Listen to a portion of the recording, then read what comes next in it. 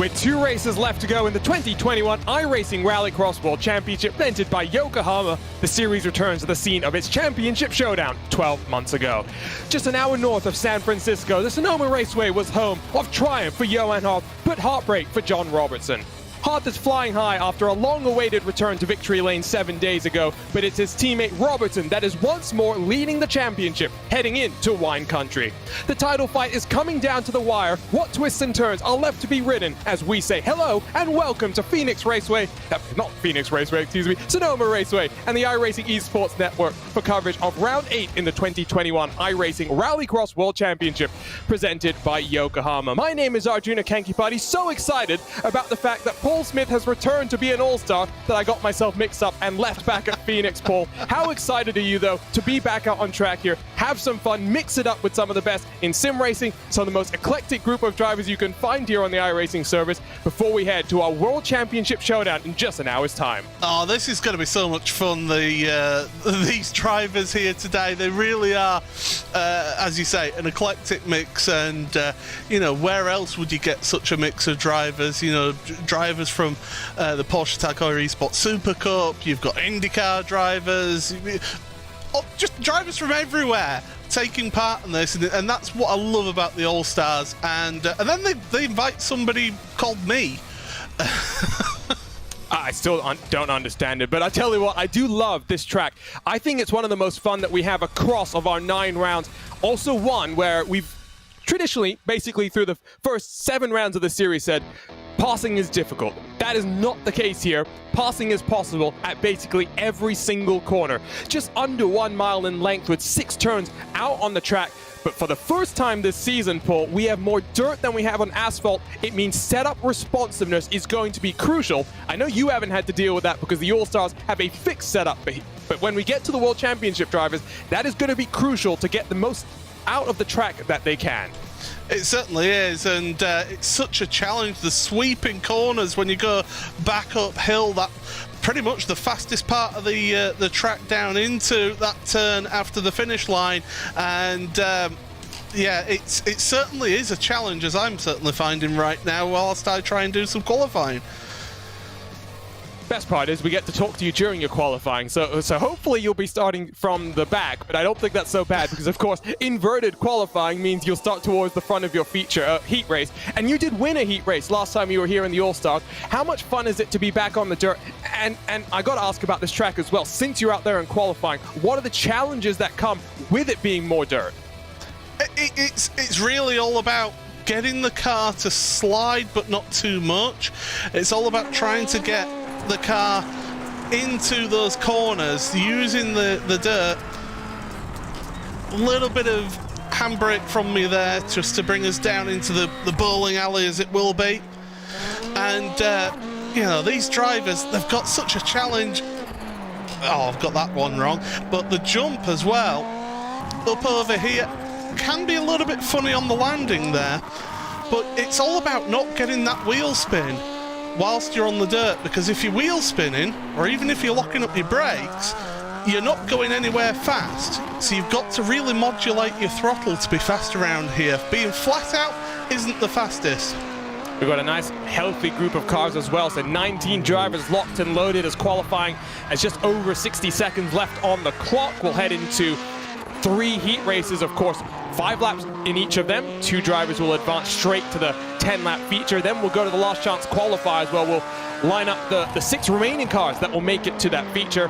And then 10 laps of absolute chaos. Borges Azzo alongside for the action. So is Blake McCandless, who was in action yesterday in the eNASCAR Contender Series, looking to become a World Championship driver after being part of the coverage for the eNASCAR Coca-Cola iRacing Series over the past 12 months, working his way back onto the tarmac. This is a crucial moment to make sure you transition back onto the asphalt. Gets it a little bit wrong, but that's what he's here to do, is just have some fun.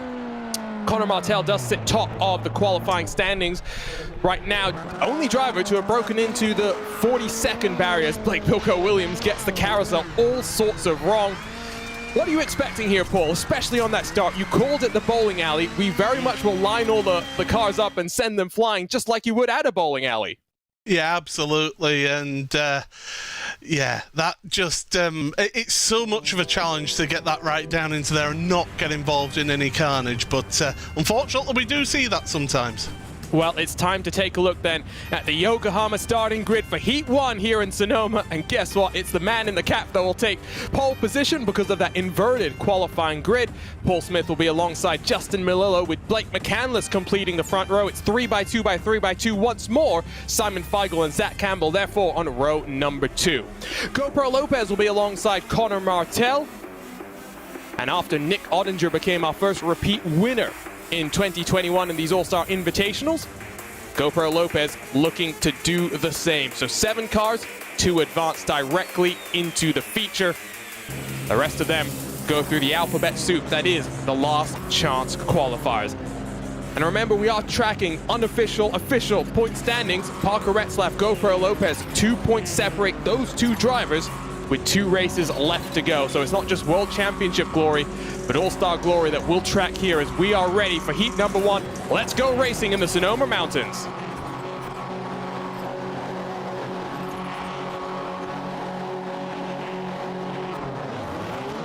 It's a good launch from the front row. Zach Campbell already to the outside of Justin Melillo. 3 wide. That's a lot of handbrake being used there, but somehow they all managed to get through that. Blake McCandless side by side with Paul Smith into the right-hander. Reminder, you cannot take the Joker on the first lap until you cross the start-finish line. Side by side over the jump. Paul Smith leads the way. Yeah, not for long. I've got a very expensive car showroom right behind me here, and they're all quicker.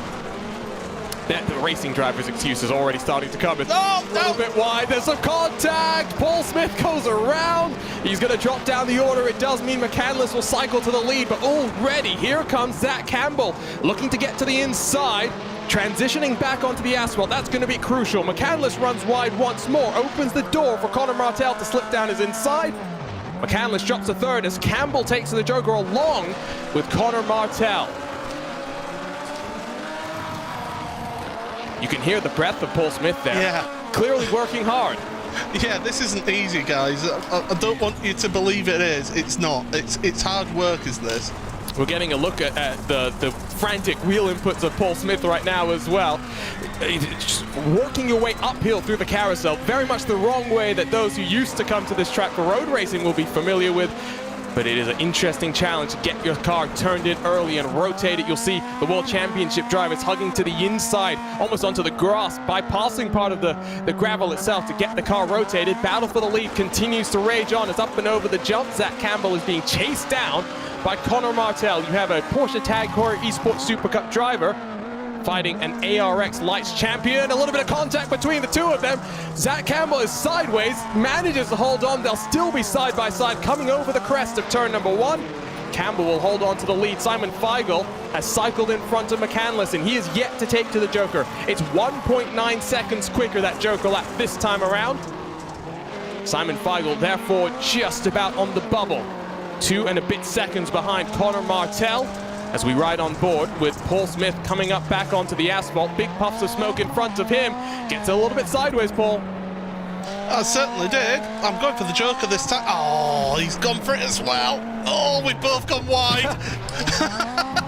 I'm following him to the scene of the accident. I know, Melillo and Smith making a mockery of the Joker entry there. It's going to be an interesting Joker, especially when you have 10 cars, 12 cars, like we'll see in the feature here for the All-Star Invitational, trying to blend the Joker entry as well as cars taking the regular lap. So do watch out for that. Still riding rearwards with the Coanda SimSport driver of Zach Campbell making a return. The IRX All-Star Invitational and gapping Connor Martell now up to 1.2 seconds. Feigl has taken to the Joker and is a further 1.3 back, so it doesn't look like there's going to be anything happening there. GoPro Lopez in the Team Fordzilla Ford on the penultimate lap takes to the Joker. Where is that going to cycle him out? He's in front of Blake McCandless, but the car that sits second, our unofficial point standings, still rides outside of a transfer spot. Half a second separates that 2 cars that would look to transfer through. And for Zach Campbell, what will he do? Will he play the games once more and let Tell get on through? Remember, we'll re-invert these drivers heading into the feature race. We saw some engine troubles. I think that's what we're calling them. Last time at Atlanta Motor Speedway when Zach Campbell was in an automatic transfer position. What will he do into the final corner?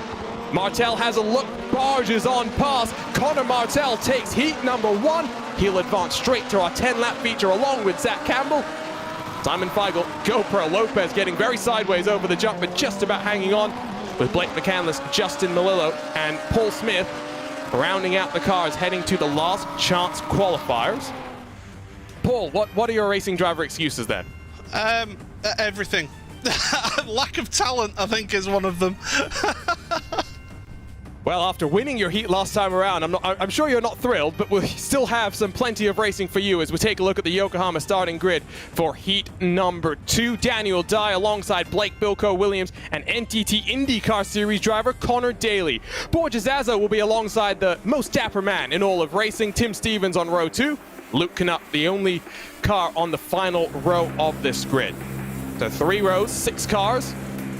Luke Knupp has an opportunity to sling it down the inside if he can get through.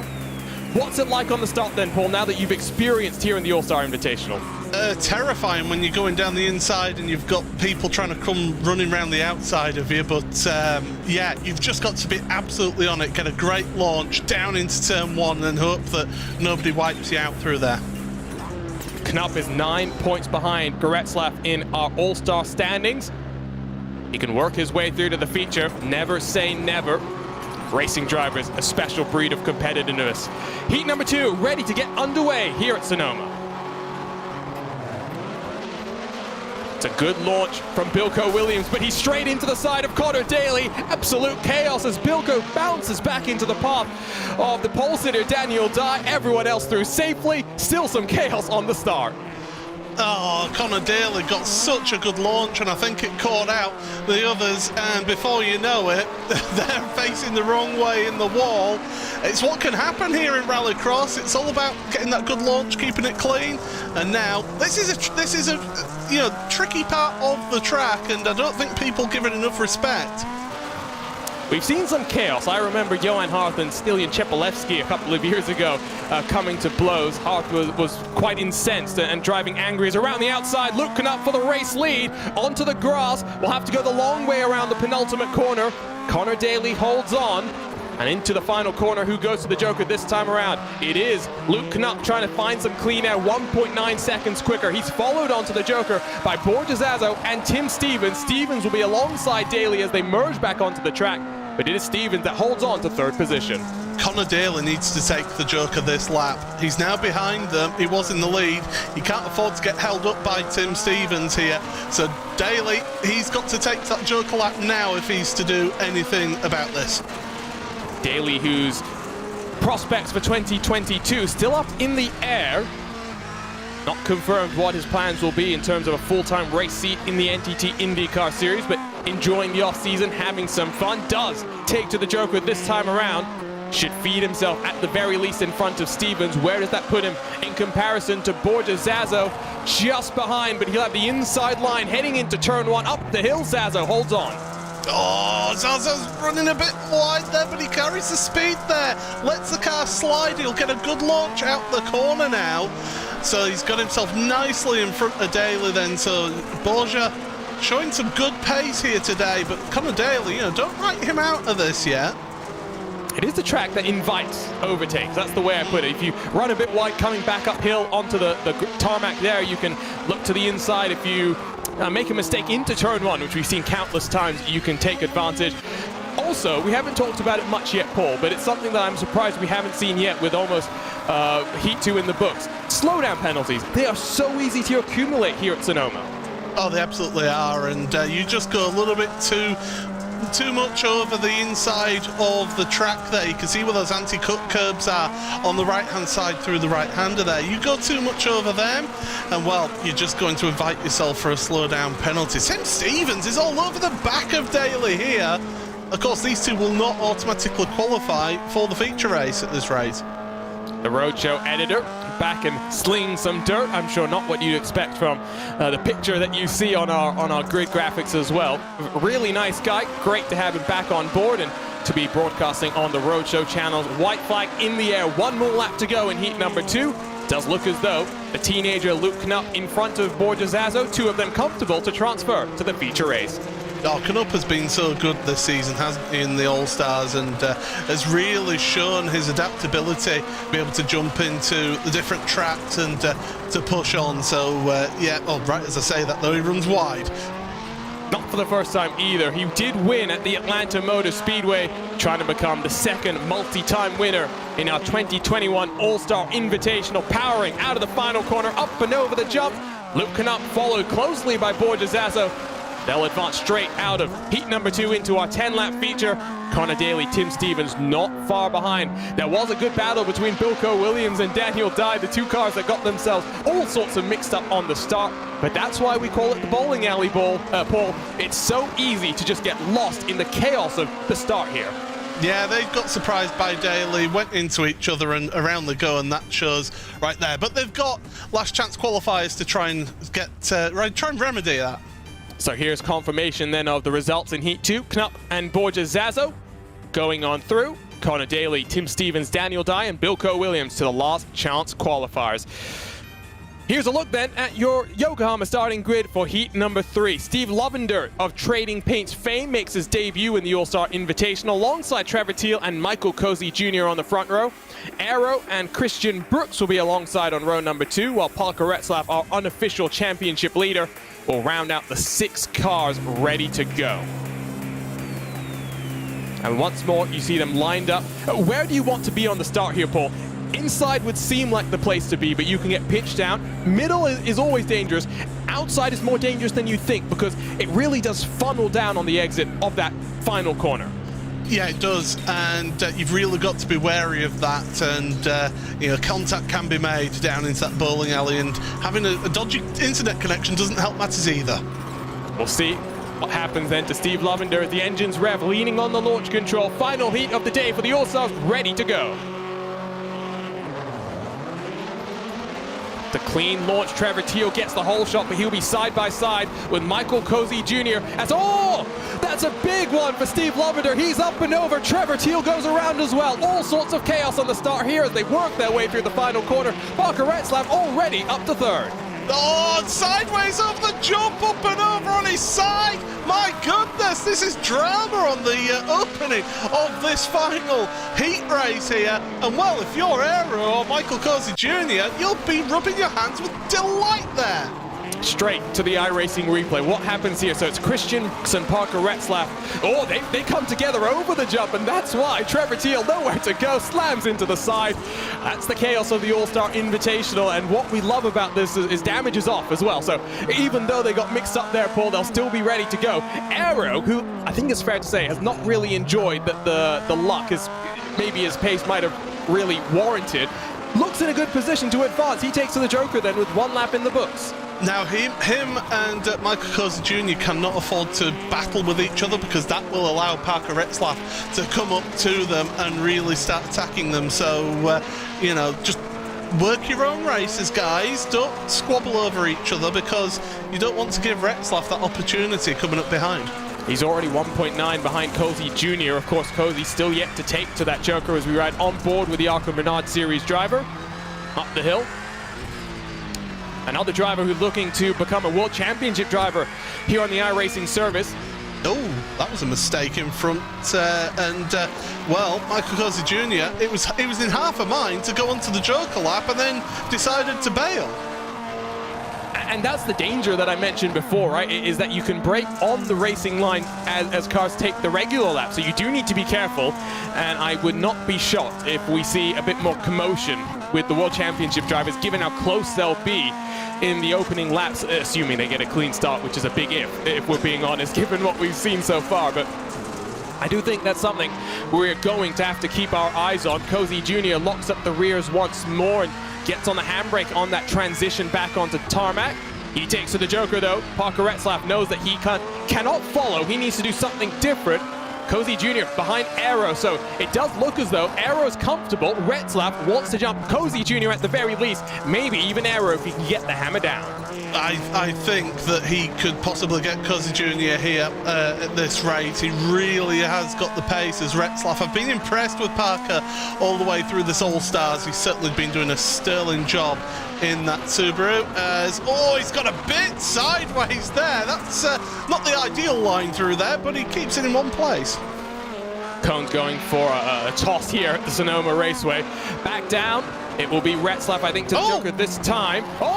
And Cozy's around. He almost gets plowed into by Christian Brooks. It makes it very easy for Parker Retzlaff. What happened here? It's coming back onto the tarmac.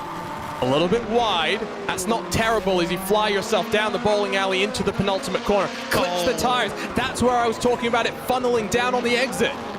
Yeah, it's so easy to do that as well, because you do want to try and get as close to those tyres as possible. But here we are, final lap. Aero, well, he'll be just counting down the meters, but he's got Parker Retzlaff wanting a race win here.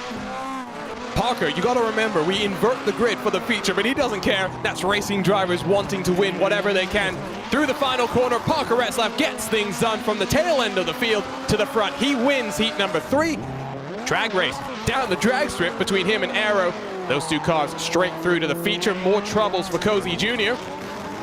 He drops behind Trevor Teal in the closing stages. Christian Brooks, Trevor Teal, Michael Cozy Jr. and Steve Lovender after chaos on the start for Lovender, heading to the last chance qualifiers. Christian Brooks, who's joining us for the very first time today, is a USF 2000 driver here in the United States of America. He emerges with a third place finish in this heat number 3. Trevor Teal, Cozy Jr. and Lovender, as mentioned before, through to the last chance qualifiers, which fast and frenetic rallycross action, it's already gridding up. Here's a look at the Yokohama starting grid. Simon Feigl alongside Christian Brooks and Tim Stevens, Blake McCandless, Michael Cozy Jr. and Blake Bilko Williams, the 6 cars ready to go. 6 cars lining up. 3 of them will miss out, Paul. You're in a similar situation. You'll be racing in the second of the last chance qualifiers. Yeah, that's what I wasn't hoping for right there. I wanted to just get this last chance qualifier out of the way, to be honest. But yeah, it's do or die now here. 3 qualify, 3 do not. So yeah, good luck to everybody in this one, because this could be a spicy race. All of these starts so far have been fascinating. Downhill you go, funneling through the final corner. Oh, I should say the penultimate corner that really turned one on the lap itself. But ready to go for the first of our last chance qualifiers. Bilko Williams doesn't get off the line straight away. Brooks tries to cover off Simon Feigl, aggressive on the start. They just about survive. Blake McCandless, the big loser. Cozy Jr. a bit more carnage behind him. He goes around once more. Oh, it's just not panning out, is it? And that's what's really not working for them. So here we go. Here's the replay down into turn 1. Or the last turn, penultimate turn, should we say. And then just there, bang, it funnels in. 2 cars into 1, just does not go. And did McCandless get a slowdown? I would have to assume. You remember, you cannot take the Joker on the start because the start-finish line is after the jump. And you can't take the Joker until you've crossed the start-finish line. I remember Barcelona where basically every single... What happened there? Yeah, well, he's well, all sorts happened there. You've got the driver having a slowdown. You've also got you've got drivers getting in together as well.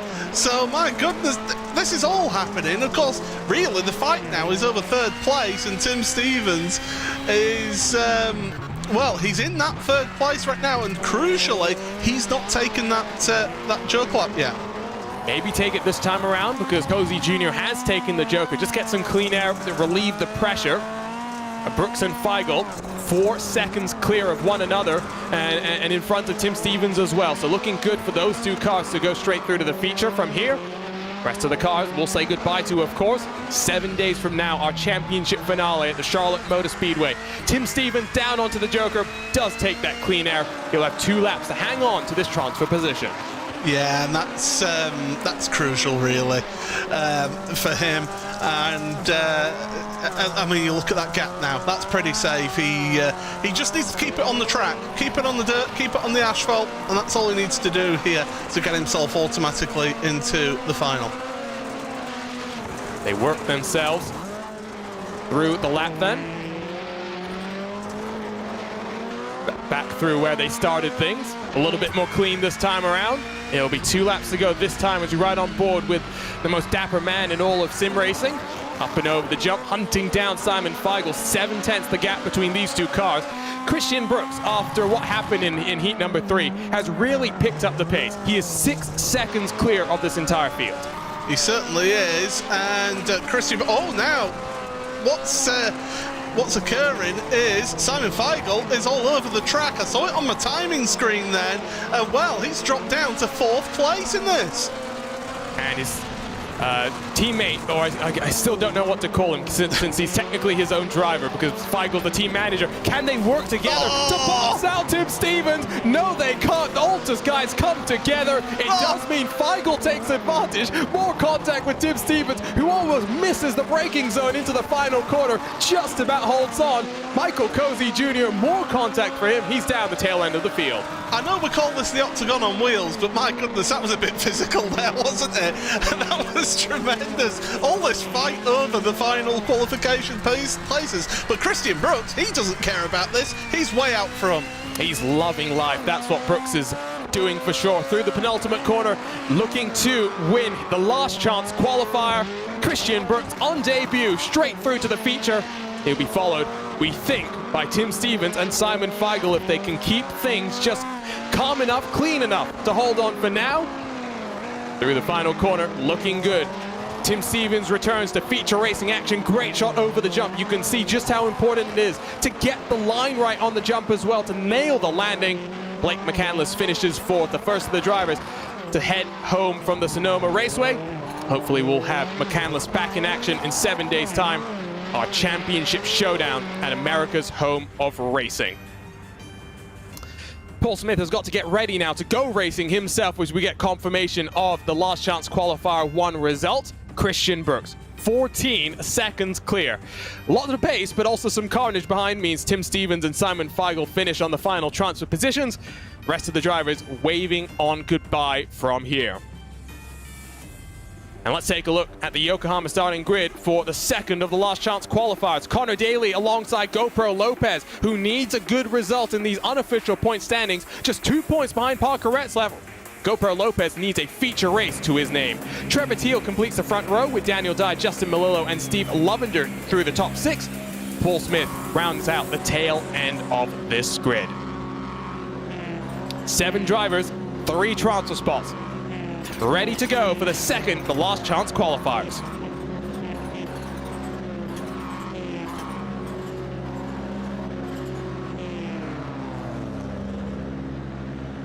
It's a long hold, waiting for the revs to build up. Launch control ready to launch these machines down into the final corner. 0 to 60 in 2 seconds. That's the launch that these cars can get. On board with Paul Smith, looking to the inside, in front of him, 3 abreast as they work their way through what is the penultimate corner on track. A bit of contact. Paul Smith gets 1, Paul Smith gets 2, Paul Smith gets 3. That's how we do it. Incredible stuff. He's still side by side, it should be noted, with a Daniel Dye machine coming into what is turn number 1. That right-hand sweeper, Smith to the inside. Will be the long way around for Daniel Dye. Having some technical issues. Paul Smith's in a transfer spot. Can you hold on here? I will if I concentrate. I'm not going to let you do that. It's all pressure for you right now. Yeah, well, that was a good start. I'm pleased with that one. Back onto the tarmac. This transition's so crucial. Get as close to clipping that inside wall as you can get. Connor Daly leads the way from GoPro Lopez. Paul Smith third, being chased down by Daniel Dye, who takes to the Joker this time around. GoPro Lopez followed by Paul Smith. The 2 Fiestas in the field take to the Joker. They'll emerge clear of the field. Also taking to the Joker was the Subaru in the Nitro Circus stock car. Trevor Teal behind the wheel. Pulls a little bit wide, opens the door for that number 72 to close the gap. Some clean laps, that's all Paul you need right now. Yeah, absolutely. It would be nice. This transition, I've not been able to nail this all evening. And for those wondering why we're talking to Paul, it's because he's a commentator. We're not going to make his life easy, even though he's now technically an all-star. A little bit wide, almost whacks the wall, does whack Trevor Teal, who goes around. It means Connor Daly knows he's got to take the Joker this time around. Daly will be alongside Smith, who's a little bit wonky on the exit of the jump. Just about holds on to his car. In front of Smith is Connor Daly. Daniel Dye waiting to see if he took to the Joker lap. Doesn't look like he did. So now we watch for that crucial delta between Paul Smith, Daniel Dye. 1.9 seconds for the World Championship drivers. Might be a little bit more if we're talking about the All-Stars, Paul. Yeah, possibly. Especially if it's me behind the wheel, that's for sure. But, yeah, how crazy is this? I'm behind an IndyCar driver right now, on track. and being semi-competitive. And you said you're a race winner. I'm still going to be less pedantic than you and say you're a heat race winner. As Melillo and Lavender, at least one of them is taken to the Joker. Yes, it was Melillo who'll cycle in front of Daniel Dye, who's also taking to the Joker. I tell you what, Paul, if you can hold on for just under 2 miles, you've got a transfer position here. Shh. I'm trying to put me on. I'm trying to put the commentator's curse down on you. Thank you. I appreciate that. GoPro Lopez still running in second. Oh, no, sorry, he's running in first. Misread that graphic for a second. 3.6 clear of Connor Daly. There'll be 1 lap to go this time around. We'll say goodbye to 4 drivers. 3 of them will be inverted to start at the front of the field. You can see Melillo 1.5 seconds behind Paul Smith as they land over the jump, make their way into the carousel. Long right-hand sweeper. Used to be tire bollards on the inside that would catch you out. Now it's anti-cut curbs, which are just as vicious. Can spin you around if you take them just a little bit too aggressively. Is anything going to happen? 1 second the gap between Melillo and Smith. Oh, there's been a huge one. Daniel Dye, Melillo, both involved in that one. It will release Paul Smith to be clear as Trevor Teal goes airborne, launching himself off of Daniel Dye. It won't matter though. GoPro Lopez, Connor Daly, Paul Smith, 1, 2, and 3. They're heading to our 10-lap feature event. How much fun was that, Paul? Oh, I've made it to the final again. That was tremendous. I enjoyed that. You got a 100% record of features as GoPro Lopez confirmation as he wins last chance qualifier number 2. Connor Daly, Paul Smith, the other transfer position. Steve Lavender on debut finishes down in 4th with Justin Melillo, Daniel Dye, Trevor Teal, the 3 of them all being mixed up in last lap shenanigans. Well, it's been fun so far. We've still got 10 laps to go. Feature racing action is next. Don't go anywhere, though. We're watching coverage of the 2021 iRacing Rallycross World Championship live on the iRacing Esports Network.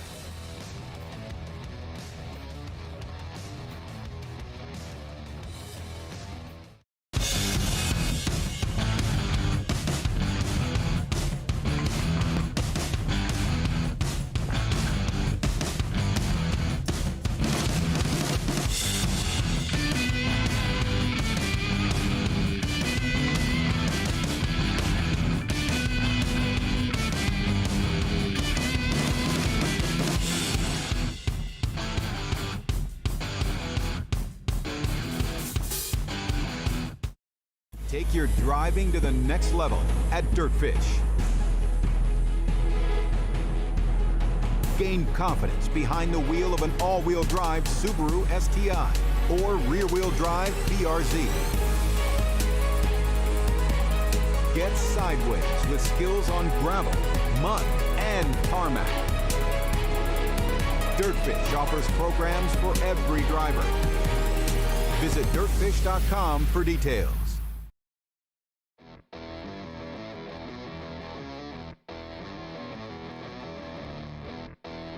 Welcome back to the 2021 iRacing Rallycross World Championship presented by Yokohama. There's one thing that separates first place from the rest of the pack: the finish line. High-performance, race-inspired Yokohama Advan tires give you the drive to win. Discover Advan at yokohamatire.com. We'd also like to thank Dirtfish for presenting coverage of our penultimate round in our 2021 championship. Dirtfish is the official rallying school of iRacing Rallycross. They also present the Dirtfish Rookie of the Year award in our World Championship. The winner will take home a 3-day course at Dirtfish to learn what it's like to rally in the real world. My name is Arjuna Kankipati. Alongside for the action today is Paul Smith, all-star Paul Smith, who did make it through to the feature. But Paul, I do have to ask you, there was a little bit of contact there. Was there? I didn't have any on my screen. No, I don't know where. I'll be honest with you, I had no idea that Trevor Teal was there, so yeah, sorry, I guess.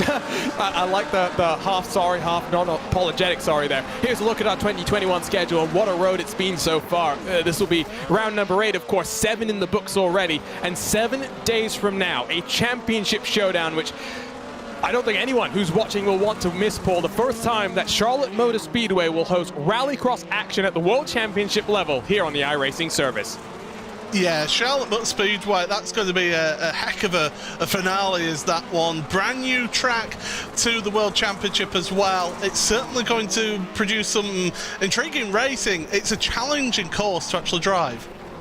And don't forget that every day is race day on the iRacing service, and there's never been a better time to jump into the world's premier motorsport simulator. New memberships are 50% off. Sign up now at iRacing.com/membership to get started on your road to the virtual checkered flag. I thought we were going to see 12 cars in this feature, and Paul, are you just not out there practicing right now? Yeah, I'm just having a break. I mean, okay. See how hard I had to push then in that last chance qualifier. We got a good look at you, I should say, on the launch here. Talk to us about the launch here and how that works, because it does funnel down. And I don't know if you want to be on the inside or the outside. It is so difficult to get the line right, really. I'm looking at the wrong camera. I'm used to looking at a camera there rather than there. But yeah, it's so difficult to get that launch right. You can carry the speed around the outside of the first turn, but also, as you mentioned, that pinch point, that wall comes in at an angle. So if you're on the inside, you can squeeze them and force them to back out of it. But that's always a risk as well, because they can clip you, you can get bumped and go off as well. So it's so difficult to get it right, this launch down into the first turn, the penultimate turn of the track. So definitely, that launch, doesn't matter whether you're on the inside, the outside, it's going to be just really look at the draw. And I can tell you that Trevor Teal at least enjoyed, from an entertainment standpoint, what happened in that last chance qualifiers. His note in the session chat: I did Nitro Circus stunts. So the Nitro Circus star car just giving us a showcase of what Nitro Circus is all about. And don't forget, Nitro Rallycross returns this coming weekend. Kyle Busch will be part of the paddock as they go racing once more, the 3rd time in 2021. We are ready, though. Feature racing action in our All-Star Invitational. Let's line up the cars. Let's take a look at the Yokohama starting grid. And somehow, Paul Smith is on pole position. Lots of pressure, no racing driver excuses. Best seat in the house to take a checkered flag. He'll be alongside Simon Feigl and Connor Daly on the front row of the grid. Tim Stevens and GoPro Lopez share row number 2. GoPro Lopez, who sits 2 points behind Parker Retzlaff in our unofficial championship standings. Christian Brooks on debut lines up on the inside of row number 3 alongside Aero and Borja Zazo. Zach Campbell, Parker Retzlaff will line up 9th and 10th positions, while Luke Knupp and Connor Martell round out the 12 cars ready to rumble. Line them up and get ready to send them flying, Paul. All into you. And we've just been told we can joker on the opening lap as well. The stewards have decided to allow that. So, interesting. So maybe they're going to, the iRacing sim won't let that happen. So maybe they'll be clearing penalties for that. That's correct. Whatever will happen here, it is sure to be entertaining. 10 laps on the board. We are ready to race in the Sonoma Mountains. Good launch from the outside of the front row. Connor Daly gets the whole shot. Simon Feigl holds strong, bullies Paul Smith. There's a car spun around in the background. It's our championship leader. It's Parker Retzlaff. Paul Smith got involved as well. Well, that wasn't an ideal start, was it?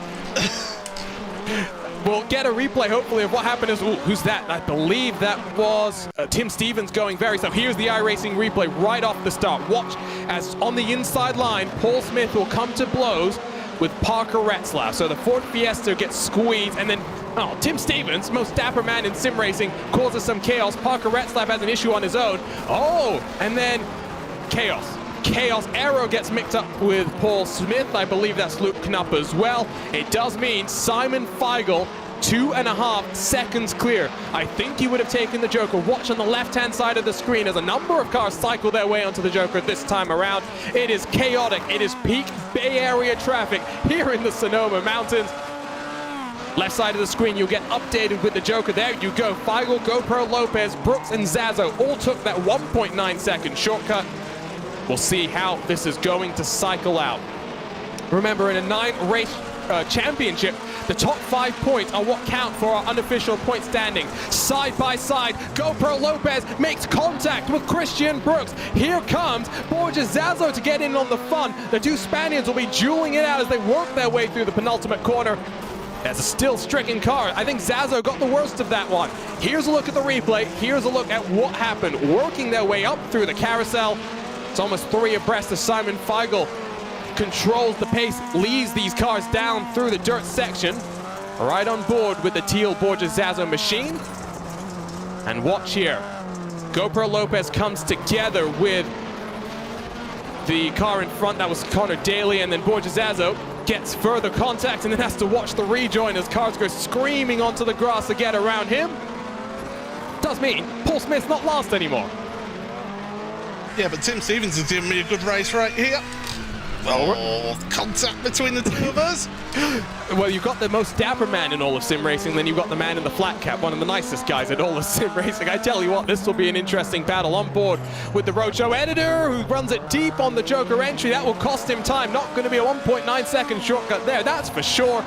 He does emerge just in front of Paul Smith, but I tell you what, that battle very much not done and dusted. Zach Campbell is in a good position as there's the grass. That's what I was talking about, hugging the inside. Paul Smith using the gamer line, as Kyle Larson would call it, running himself up through the dirt and working Managed to give myself a slowdown penalty and all that, but I've served it already. So you're like the second driver all night to have got a slowdown penalty. Yeah, but I know how to serve it, though that's different. Well, not going to be any chaos like we saw earlier tonight. Zach Campbell, I was saying earlier, he's 2 seconds off the lead, hasn't chokered yet. I think he's just playing possum right now. I think he's just here having some fun, lining up the cars in front, and will joker as late as possible to make his life as difficult as possible. Meanwhile, our championship leader, Parker Retzlaff, has stopped out on track. Not sure what's happened there. It means heading to the Charlotte Motor Speedway, the All-Star Invitational standings might be as close as the World Championship standings. Paul, what are you seeing? I was seeing cars in the air is what I was seeing. I just come around the corner and there's a car flying up over the wall. Take a look at what happened here. So riding through the carousel, I think it was Aero that got mixed up in this one, the Traction GG streamer. Zach Campbell did take to the Joker last time around and a cycle to the race lead. So new race leader is Connor Martell, a little slow in front of Aero. And what happens here? So Paul Smith is side by side with Borges Zazo. I don't see cars going airborne, but I do see cars very much struggling through that rejoin back up. Oh, we've got another car off. That's Feigl. Oh, and from second place, Simon Feigl loses it on the dirt. He'll emerge right on the tail end of the top 10, fighting with Paul Smith. Our replay machine is getting a thorough work through here. Oh, just loses control. And GoPro Lopez, aggressive. I don't think that's necessarily his fault, given that Feigl was a little slow. And then I think slowdown penalty that Feigl had to slur. GoPro Lopez might not have had any word about that penalty. It drops Feigl down to 9th position. All 12 of our cars have taken to the Joker in what has been a helter-skelter feature race so far. Aero's making threatening messages towards me. I'm not liking this. just telling you that he's coming? Yeah, something like that. Whispering those lurking messages in the background as we ride on board with the Traction GG streamer. Now looking rearward from color commentator for the World Championship campaign. Paul, you don't look as scared as I think you should be. I'm trying to concentrate. You can't afford to look scared if you're concentrating. It's okay, your competitors can't see the fear on your face. Oh Connor no, Martel. he's got me. Oh, and you made the mistake in through the final corner. Connor Martel, by the way, has gotten past GoPro Lopez. Zach Campbell does lead the way. 2 laps to go this time around. Luke Knupp battling with GoPro Lopez, 2nd and 3rd in the championship. This is crucial. They can't afford to come together as Connor Daly, Christian Brooks are also close. We get that wonderful shot over the jump. Crucial to line yourself up entry and work your way onto the landing. Don't be twisted up. You'll end up in the wall like we saw with Karetzlaff earlier on. A little bit wide is the Subaru. Luke Knupp up the hill, easing down GoPro Lopez. Now 1.7 seconds back from Connor Martel. Doesn't look like there'll be a change for 1st or 2nd unless there's a mistake from Campbell and Martel.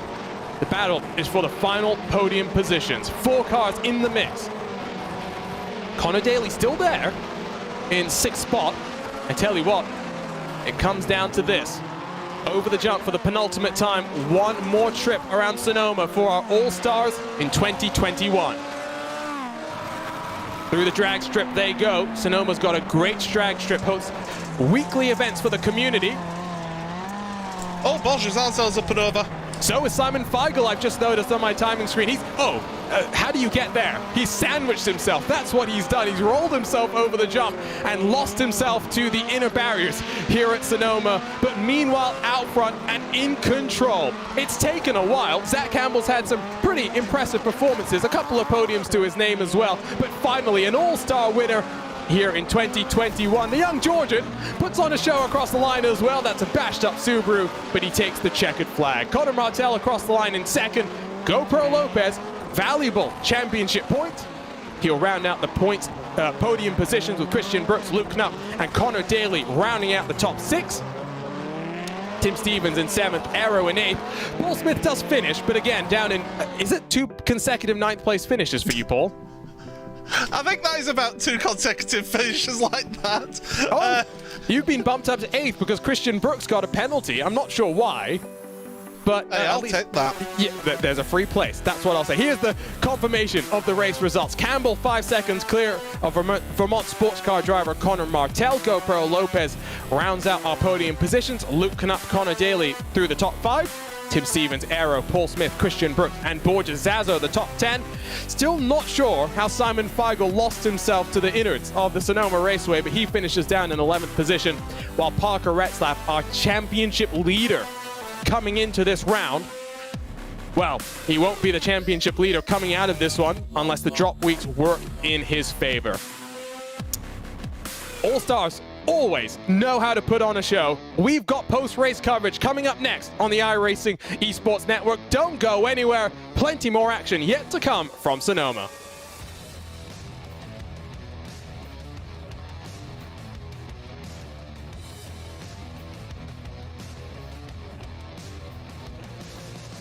Take your driving to the next level at Dirtfish.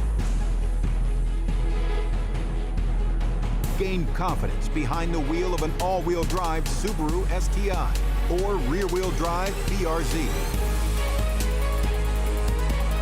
Get sideways with skills on gravel, mud, and tarmac. Dirtfish offers programs for every driver. Visit dirtfish.com for details.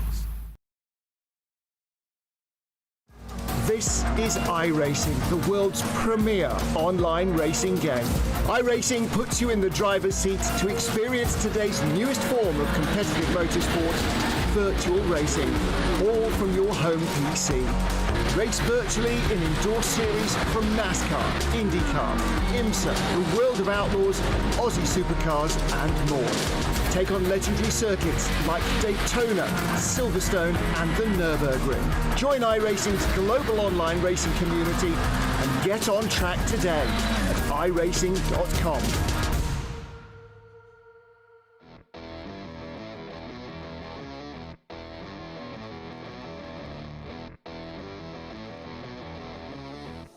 Oh, Oh, the All-Stars, they know how to deliver the excitement here as we rejoin you here for the 2021 iRacing Rallycross World Championship live on the iRacing Esports Network.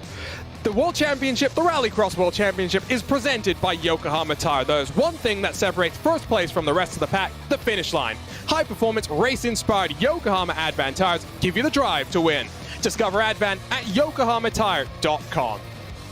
Paul, you had some fun out there as an all-star, but you also got to see just how crazy this racetrack is. Give us a 30-second insight into what our World Championship drivers will be going through in just a couple of minutes' time. Fast, frenetic, chaotic. It's got everything as this track, and it's got overtaking opportunities as well. Let's not forget about that. And yeah, these drivers, the World Championship drivers, will love it. But my goodness, that was a lot of fun out there today. And thanks to everyone at iRacing, Chris Leon especially, for allowing me to race in these. Happy birthday, Chris Leone, as well, series director for the iRacing Rallycross World Championship. But we are joined now by race winner from Sonoma. It is the Coanda Simsport driver of Zach Campbell. And Zach, I know you're not going to go easy on us here. How much fun was that? We know you're just here to have some fun. That looks pretty crazy. Yeah, it was fun. It was a lot more. I didn't expect to run this today. I got a text from someone who said that I had one goal, and so I set out. And I won instead.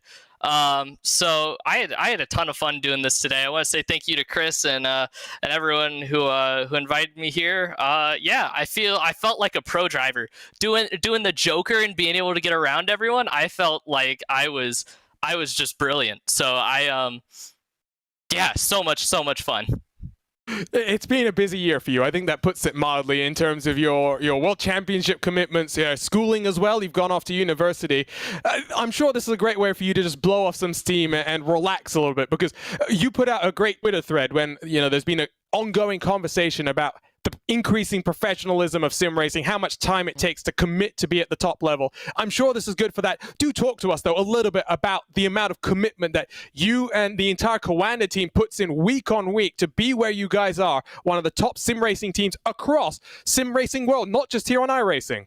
Yeah, so like for an event like this, for instance, I mean, I spent my whole day thinking about it. I went to Cookout.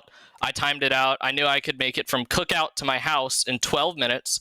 I could get my order through the drive-thru, be here, and then put in about 5 minutes of practice and the warm-up during the race and be able to absolutely nail it. So I did that, and it seems to have worked a lot better than this practicing 20, 25 hours thing that I did for all the Super Cup races. So I may start to institute more of this into my practice.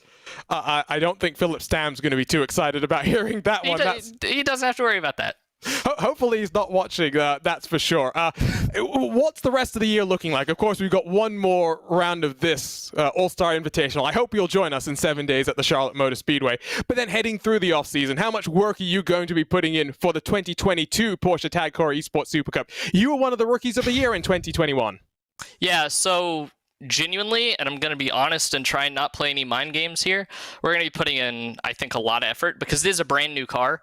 I think you're seeing guys already start to hop in the official iRacing Porsche Cup races and just start to run it just to get experience. It's a whole new thing. This is the first time the series has actually switched car to car since it came from the McLaren MP430 back in the day to the old Porsche 911 Cup car. So now that we're switching to a new car, I think it's almost kind of entirely different. So we almost have to press a reset button and go from there. So I think a lot of us are going to start putting in a lot of work here shortly. Once we know the final state the car is going to be in come that first round, then I think that's what we kind of have to weigh. And I think genuinely this offseason may mean a lot more than typically off seasons have in the past.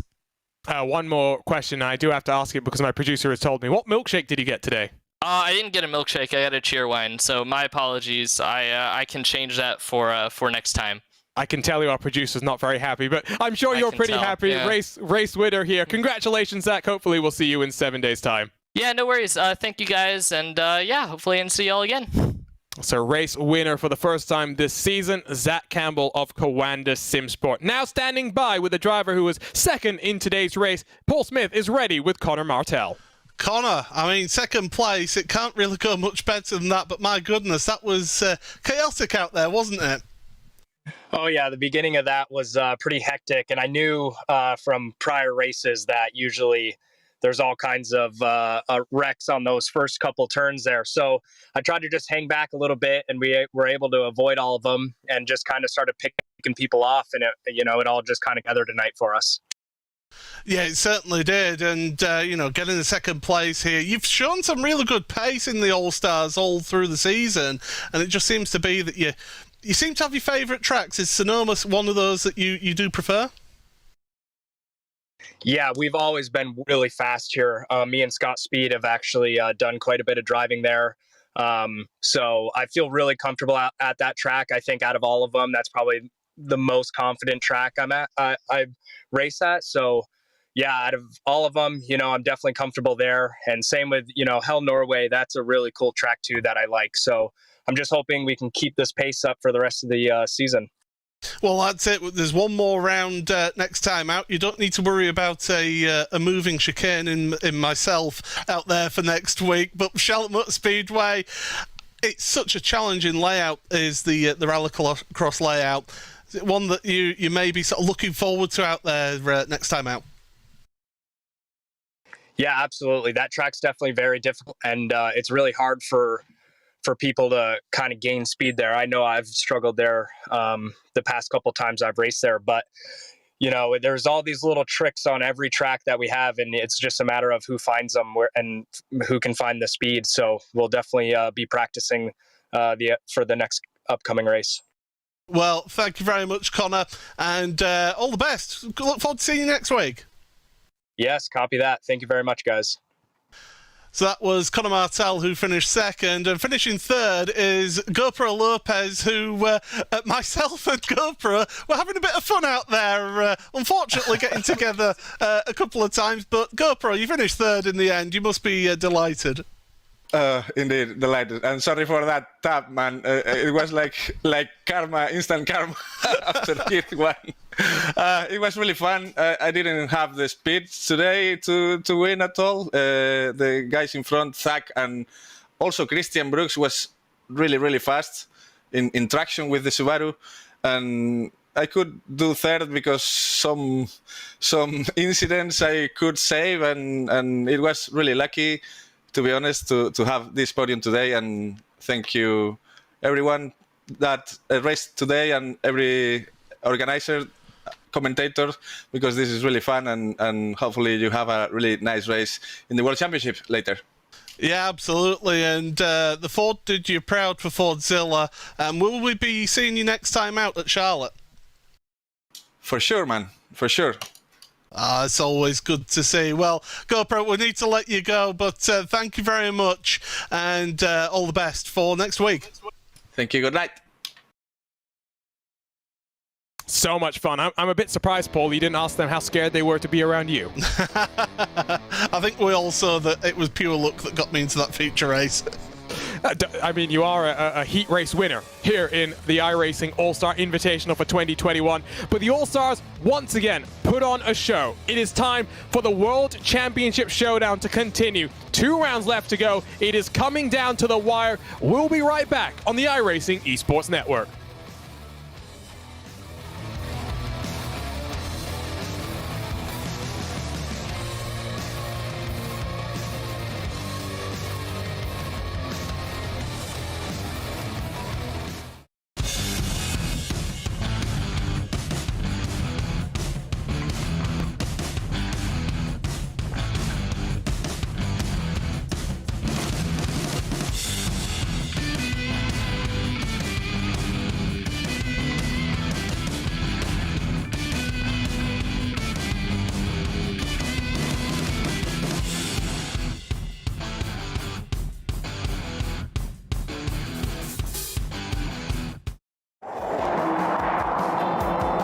Today's new cars have upwards of 100 computers in them and a dashboard rivaled only by a commercial airliner. But wouldn't it be nice to really know what all that does for you?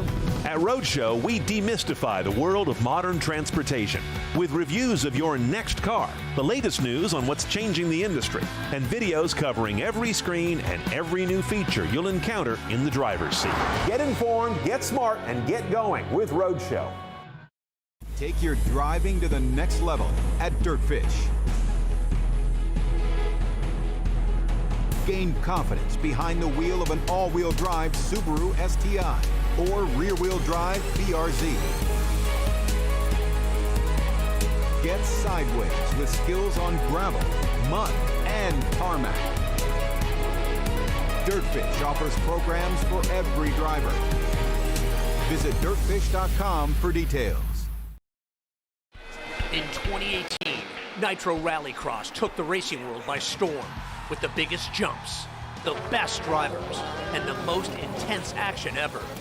In 2021, Nitro Rallycross is expanding with 5 epic races. From the mountains to the Great Lakes, the desert, and the Sunshine State, Nitro Rallycross is coming to a racetrack near you. Nitro Rallycross, the series, revving up and taking off this September.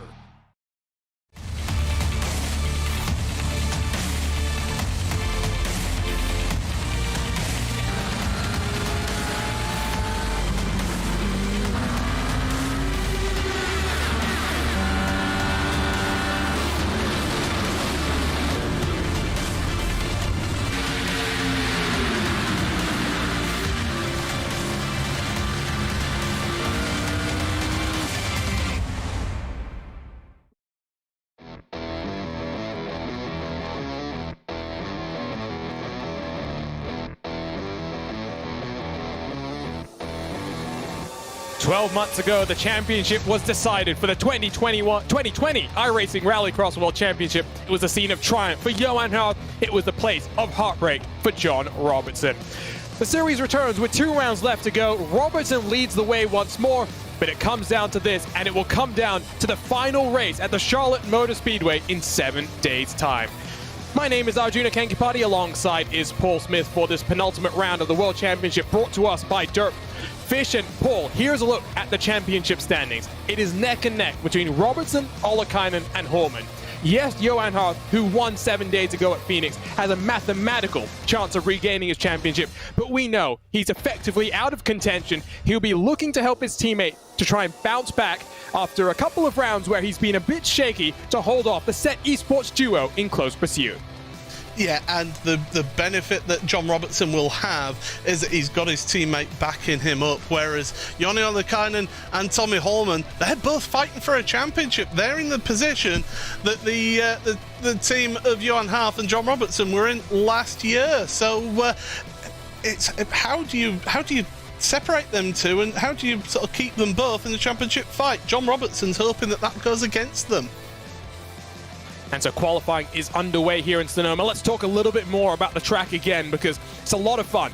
One of the few tracks where passing opportunities are plenty to be had. 6 turns, just under 1 mile in length, 42% asphalt, 58% dirt. The first time in our 2021 campaign that we've had more dirt on the track than we've had asphalt. That trend will continue. In 7 days' time, Paul, when we head to Charlotte, there'll be even more dirt on the track than what we've seen so far.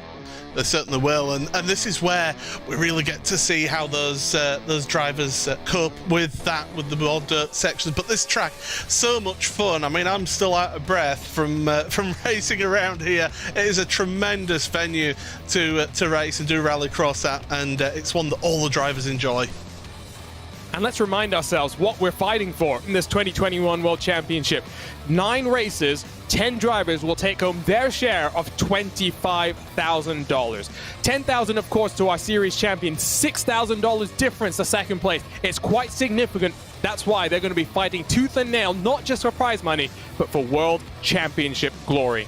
We also have a couple of awards. The Yokohama Pole Award gets handed out to the driver that has the most poles over the course of the year. That's already been locked and loaded for John Robertson. 5 poles so far in 7 races.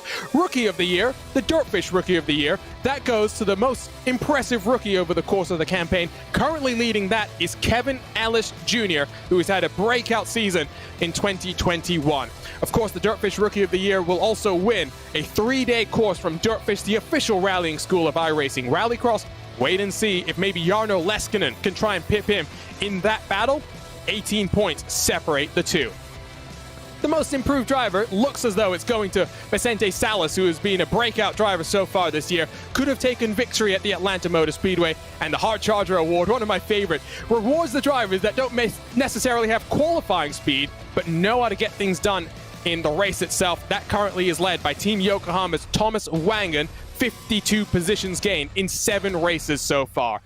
Paul, let's talk a little bit about the keys to victory here. I mentioned one of them before, setup responsiveness. Given that we have a little bit more dirt than we have asphalt, that's going to be crucial. Being careful on the start, as always, in Rallycross is key, given how precarious the opening laps can be, and avoiding slowdowns. You fell afoul of the iRacing automated race control already. Yeah, absolutely. It's so easy to pick up there around the inside of that sweeping turn number 1. But yeah, careful in turn number 1. We've seen, well, it's not turn, it's the penultimate corner of the track, but it's the first turn that they reach from the start. We've seen time and again accidents happen down there, both into it and out of that corner. And if these drivers fall foul of that, well, they will end up in big trouble. But there's going to be some big surprises, I feel, in this round of the championship. And I tell you what, this is a race that in the 6 previous races that we've had here, 3 of them have been swept. Pole position, Heat 1 victory, feature win. Joni Heikkinen 2 times in 2018, and then Johan Hart the first race in 2019. Since then, it has been chaotic. It's been frenetic, and we have a first-time pole winner in the 2021 iRacing Rallycross World Championship. As we take a look at the Yokohama starting grid, Yokohama pole award goes to Vicente Salas for Elliott Sadler Esports. He'll be alongside the defending reigning world champion Johan Hart with Josh Fox, who has been quick in the past here at Sonoma on the outside of row number 1. Matt Busa and Luis Lejeune make it all Ed Carpenter Racing row number 2, while Tommy Nukarainen and Bo Albert complete 7 cars ready to race. 5 laps on the board, and once more only will advance directly to the feature. Unlike what we saw though in the All-Stars poll, crucial to make sure that if you don't get in to the feature directly, you have good grid position for the last chance qualifiers, because only 1 car from each of the qualifiers advances to the feature. Yeah, you want to get yourself qualified automatically in this race to not give you that lottery, the last chance qualifier. So it's up, the pressure's on here. Tension in the air, and it's a championship tension. 3 drivers left with a chance. The road to the championship begins now in Sonoma. And away we go for heat number 1. Salas gets a great launch, already covering off Johan Hart. Josh Fox the long way around, trying to avoid being pinched into the tire barriers. Salas is clear. Hart and Fox side by side for second. Luis Lejeune going a long way around his teammate Matt Busa. Great start here, all clean as we come across the start-finish line. Oh, that's what we love to see. Nice clean start here. Everybody down into this sweeping right-hander uphill. You can run it a little bit wide on entry to give you then the tighter exit out this corner. But you're seeing pretty much line astern. Bo Albert making up a position on Tommy Nukarainen at the back of the field there. So we're heading towards the end of this opening lap here. Vicente Salas looking very quick here this week. And I do think Johan Hart hadn't played the team game in Atlanta, really roughing up the rear end of Salas in the penultimate couple of laps. He would have taken his first career victory. First career pole goes his way. Look at the look of focus on board the Elliott Sadler Esports driver, working his way through turn number 1. Nice and smooth for the Subaru. He's got the defending champion right behind him. He certainly does, but he doesn't look pressured at all. He looks nice and calm, just focusing forward here, and that's what you need to do. You can't allow yourself to get pressured, to get stressed, because that's just wasted energy. But Johan Hart, he's a man who knows what it takes to win, and well, to the Joker lap, very wide exit, just misses the gantry there, and across the line. But of course, Salas yet to take to the Joker lap. We'll wait and see if he goes next time around. Hart is very wide. That will cost him time. Does that mean maybe Josh Fox can leapfrog him with his own Joker in a couple of laps? We'll wait and see. Gap between the top 2, 1.2 seconds. Joker Delta, about 1.9. Might even be worth a little bit more in the final lap, given that you don't have to set up for turn number 1. Compromise your exit just a little bit more when your entry, I should say, on the laps before that. Fox is losing time behind Matt Busa, though. He has to go this time around. No choice for the Williams Esports Hansen car. He takes to the Joker. So does Salas, who will scream through to the race lead. Back in front, Salas from Harp. And that's crucial. He had to do that then. He had to respond and get that Joker lap done and in the books, get him back in front, because whilst you're there, it's incredible the amount of dirt that actually gets kicked up at this venue onto these cars. It does actually impair your vision slightly. Especially through those sweeping corners. So, yeah, these drivers, they want to be in clean air, and that's exactly where Vicente is right now. 1 lap to go in heat number 1. Salas looking for his first feature heat race win of the year so far. Bo Albert is getting past Tommy Nukarainen as a result of his own Joker. All 7 cars have taken the Joker.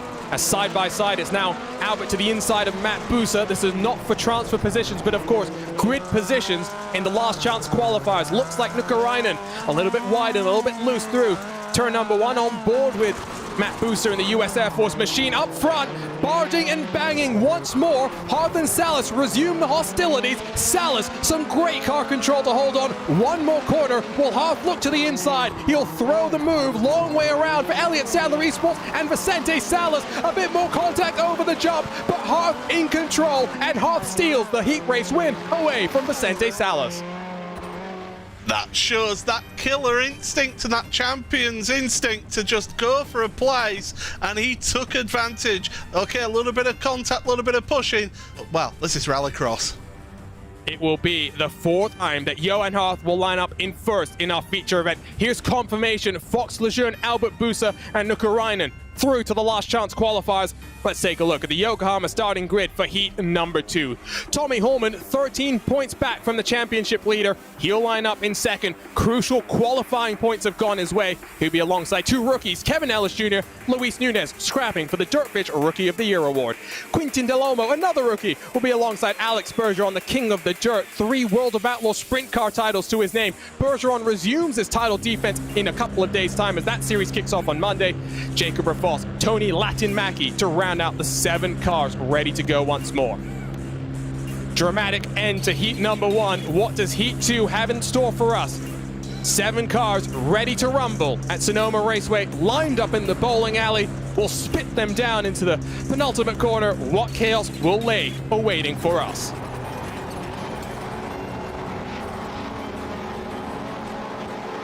The engines rev, launch control, ready to rumble. And away we go. It's a good launch from the Vermont sports car at the back of the field, who lunges down the inside of Quintin Del Olmo. A little bit of barging and banging. Out front, Tommy Holman has Kevin Ellis Jr. to worry about. Oh, there's contact between the 2 of them, and Holman goes around. This is crucial in the championship standings. Holman is looking at a one-way ticket to the last chance qualifiers. Oh, wow, that is absolutely huge. Here's the replay then. Kevin Ellis Jr., he saw the opportunity down the inside. Holman was always going to close that door, and well, the 2 of them just kept pushing each other and still kept on pushing each other after the fact as well. But what is most important here in this race right now is Holman, he's going to have to do this the hard way here today, because Rafos is up at the front of the field. Incredible. This will be the first time if Rafos can hold on that he will advance straight to the feature from a heat race. Ellis Jr. has emerged alongside Luis Nunez as they go into turn number 1. Ellis Jr., the only car to have jokered. He forces Nunez a bit wide. Bergeron doesn't need a second invitation. He gets on through. Can Latin-Mackie follow the second of the Jim Beaver Esports cars? Doesn't look like it. Now Kevin Ellis Jr. though puts the pressure on Rafos. Surely Rafos goes Joker this time around, relieves that pressure behind. Certainly does, but Ellis Jr., we've seen how feisty the Scotsman can be. He can certainly push. Oh, big contact there, up and over. My goodness. Well, that's one way to end up facing the wrong way there, Alex. Ooh. and he almost rejoins into the path of Tommy Horman. And this is where I said chaos, the commotion on the Joker entry is going to be crucial. Watch here. I think Bergeron is going for the Joker. You can see slowing down, doesn't recognize that cars are coming behind him. And, you know, I don't blame Luis Nunez in one bit there. And this is where you really need to take that Joker lap, just come off of that line slightly, just to, if anything, just make sure that you are safe. You're protecting yourself rather than anybody else. You're protecting yourself by going that little bit inside, offline of what you would normally take into the final corner, just to give you that safety net out there. Incredible stuff, and I said championship drama. What would Heat 2 have in the books for us? It has Tommy Horman staring down a last chance qualifier once more. He missed out on a feature race at the Atlanta Motor Speedway. My oh my, is the championship going to be decided here today? Of course, Horman did take 5 points for qualifying. Points awarded to the top 6 in the qualifying standings. You can see traditional Finn, not much emotion on his face, but that's what we tend to know. It's the emotions pouring out after the race when it comes to these drivers. There'll be one more lap to go this time around, I believe. Looking rearwards from Rafos, who has Luis Nunez right behind him. Doesn't look as though Tony Latin. Oh, that's Nunez. That's Nunez round. He's got together with Kevin Ellis Jr. and around he goes. Latin Mackey's made contact with him as well. Well, I tell you what, Kevin Ellis Jr. has a trip to the steward's office in order as soon as we get to the end of this race. I don't think they're going to be too happy. 2 bits of contact for him, but Kevin Ellis Jr. does look as though he'll advance to another feature race. But in front and in control of Heat 2, Jacob Rafos got through the mad scramble on the start. He wins his first ever Heat race. He'll advance straight to the feature alongside Kevin Ellis Jr. Tony Latin Mackey takes the Joker on the last lap. He'll cycle up into third. Crucially, Tommy Horman misses out on a direct transfer, and he misses out on valuable championship points. 8 points to the winner of a heat, all the way down to a solitary 1 for the last car in an 8-man heat. Here's confirmation of the results. Rafos and Ellis Jr. through. The rest of the cars through to the mad scramble of a last chance qualifier. Let's take a look at the Yokohama starting grid for heat number 3. The championship leader, John Robertson, qualifies in third. He'll be alongside Jarno Leskinen and Jake Robertson in the front row of the grid. Otto Taskinen has had no luck in 2021. This is also a track he's had pretty poor luck in the past. He'll be alongside Sindre Silva, Luke Krause, the final car in our 6-car heat. That is vital, Paul, when it comes to the championship. The fact that Tommy Horman misses out on a direct feature race costs him championship points, might cost him more later on. Yeah, it is something that you cannot afford to be involved in that last chance qualifier. I said it's a lottery, and I think it will be really that here today. We've seen how chaotic it can be on lap number 1 so far. I've got enough for 2 heats yet. Yeah, I'm already losing my breath and losing my voice. That seems to be, though, the trend here at Sonoma. But we're ready to go for heat number 3. 5 more laps on the board. Away we go. Robertson doesn't get the best of launches. He'll be alongside the 13-year-old Jarno Leskinen, still side by side. Robertson almost loses control, just about holds on. Leskinen the long way around, still side by side over the jump. Great stuff. 3 rows, I should say, of 2 deep action. This is tremendous stuff, but look at the difference there. Oh, around the outside. Oh, he's running really wide. That's tremendous. Leskinen, it's spectacular. But is it going to get in the lead? He's got the pull out the corner, and John Robertson with the tidier inside line can't stay ahead. Tremendous stuff from Jarno. That was spectacular into turn number 1. And now, Robertson has to do the opposite of what Leskinen does this time around. If Leskinen jokers, Robertson stays out. If Robertson sees Leskinen go the regular lap, he has to joker. Which way around does it swing?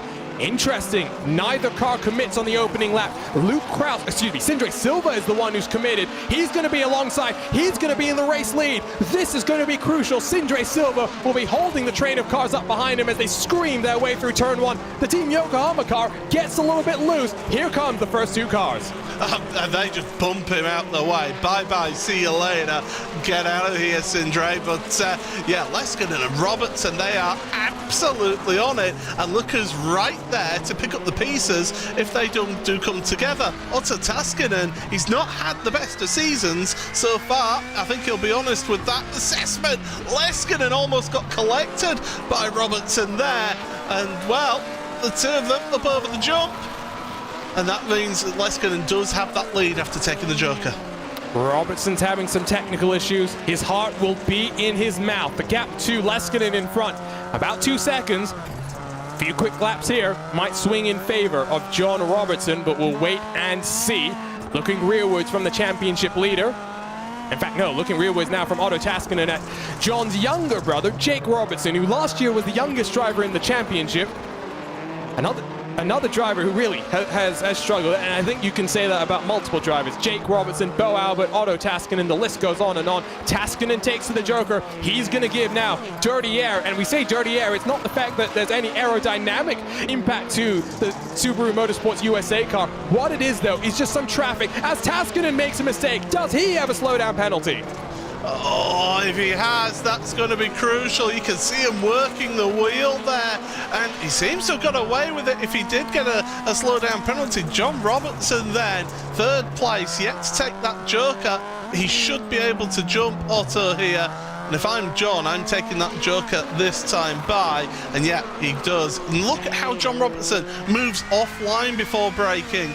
He knows how important it is to keep clean. He's up there, he's fighting for the lead, and he's got it! Incredible, and that's what Robertson wanted. How aggressive is Leskinen? Straight to the inside, bumping and banging. Classic Rallycross action. Leskinen surely slowdown penalty, but he's forcing Robertson to the other edge of the track. Sideways, slippery for the Subaru Motorsports USA driver. Oh. Here comes Taskinen. Not very kind there. Barges Leskinen out of the way. And Taskinen's wanting a win here. He can sniff a win in all of this, but John Robertson, the championship leader, is in the perfect spot right now. 8 points in the hands of John Robertson as up and over the jump for the final time in heat number 3. Robertson through, Taskinen follows him as well. Jarno Leskinen will be frustrated at what happened there. I would think, and I would say, that maybe Leskinen's aggressiveness cost him the chance to be directly into the feature. And for the youngest podium winner in iRacing history, he'll head through to the last chance qualifiers. Kraus, Jake Robertson, and Sindre Silva with him as heat number 4 is already ready to go. Fast and frenetic Rallycross action. Let's take a look at the Yokohama starting grid, where we find Joni Ollikainen 12 points off the championship leader. He'll be at least alongside a teammate in Killian Dalomo for set Team GRX. Atu Hakaleta, who recently turned 15 years of age, will be on the outside of row number 1 with Marcos Matamoros and Thomas Wangen, row number 2. The oldest driver in the field, Johannes Vahanen, lines up back in 6th, 38 years young. He's been a hard charger on occasion. What can he do here? Ollikainen needs a clean race here, Paul. He needs to make sure there's no drama like we saw for Holman and John Robertson just before. Yeah, he needs that clean race and needs to find himself clean air at the front to give himself the best opportunity of a good starting slot in the feature. Final heat of the day, ready to go in Sonoma. Plenty of championship intrigue already thrown up. What more has Sonoma left to give? Ollikainen not getting the best of launches. His teammate Killian Dalomo leads through the first corner. Hakuleto side by side with Ollikainen as they work themselves down into the final corner on the track. Ollikainen gets the power down, a little bit of bumping there. What's happened over the jump? Just about holding on. Ollikainen in second, and he won't be thrilled that he didn't get the launch that he wanted. He'll be happy that at least he's not ended up in the wall. Oh, it was a great launch from Killian Dalomo. The fantastic start from him to get out to the lead of this race, and he's just trying to now focus forward, the young Frenchman. Oh, but he's going to be under so much pressure from behind. Speaking of pressure behind, I'm sure I just saw a car going off. I did. It's right. My goodness. Hakuleto it was who went off, and that's not the line that you need to take. Is anyone going to take to the Joker in this time around? We'll take a look at the iRacing replay first of what happened here up the hill. Oh, just a bit of contact with Marcos Matamoros, and well, that's not the way you're meant to take that corner. I can tell you that. Atu Hakuleto, no fault of his own. There's just a bit of bumper cars going on there.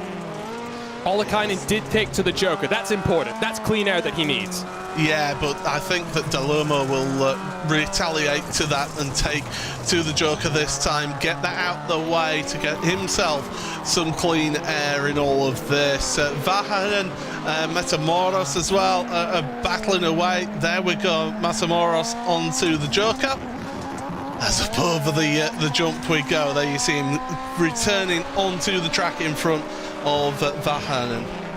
Well, Killian Delomo has taken to the Joker, but has emerged behind his Set Esports teammate, and this is where the team game might play vital. We know that both of these drivers represent the Set Esports promotions.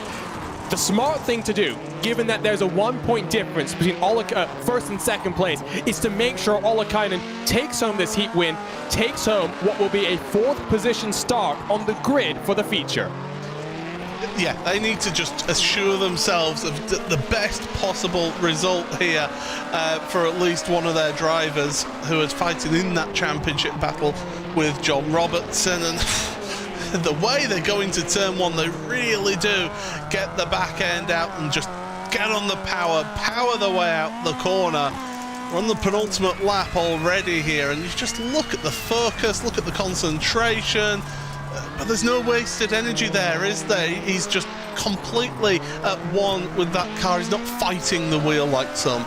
And remember that Ollikainen was 12 points back from Robertson coming into this race. He will have lost 1 point given the way the qualifying standings shaken out.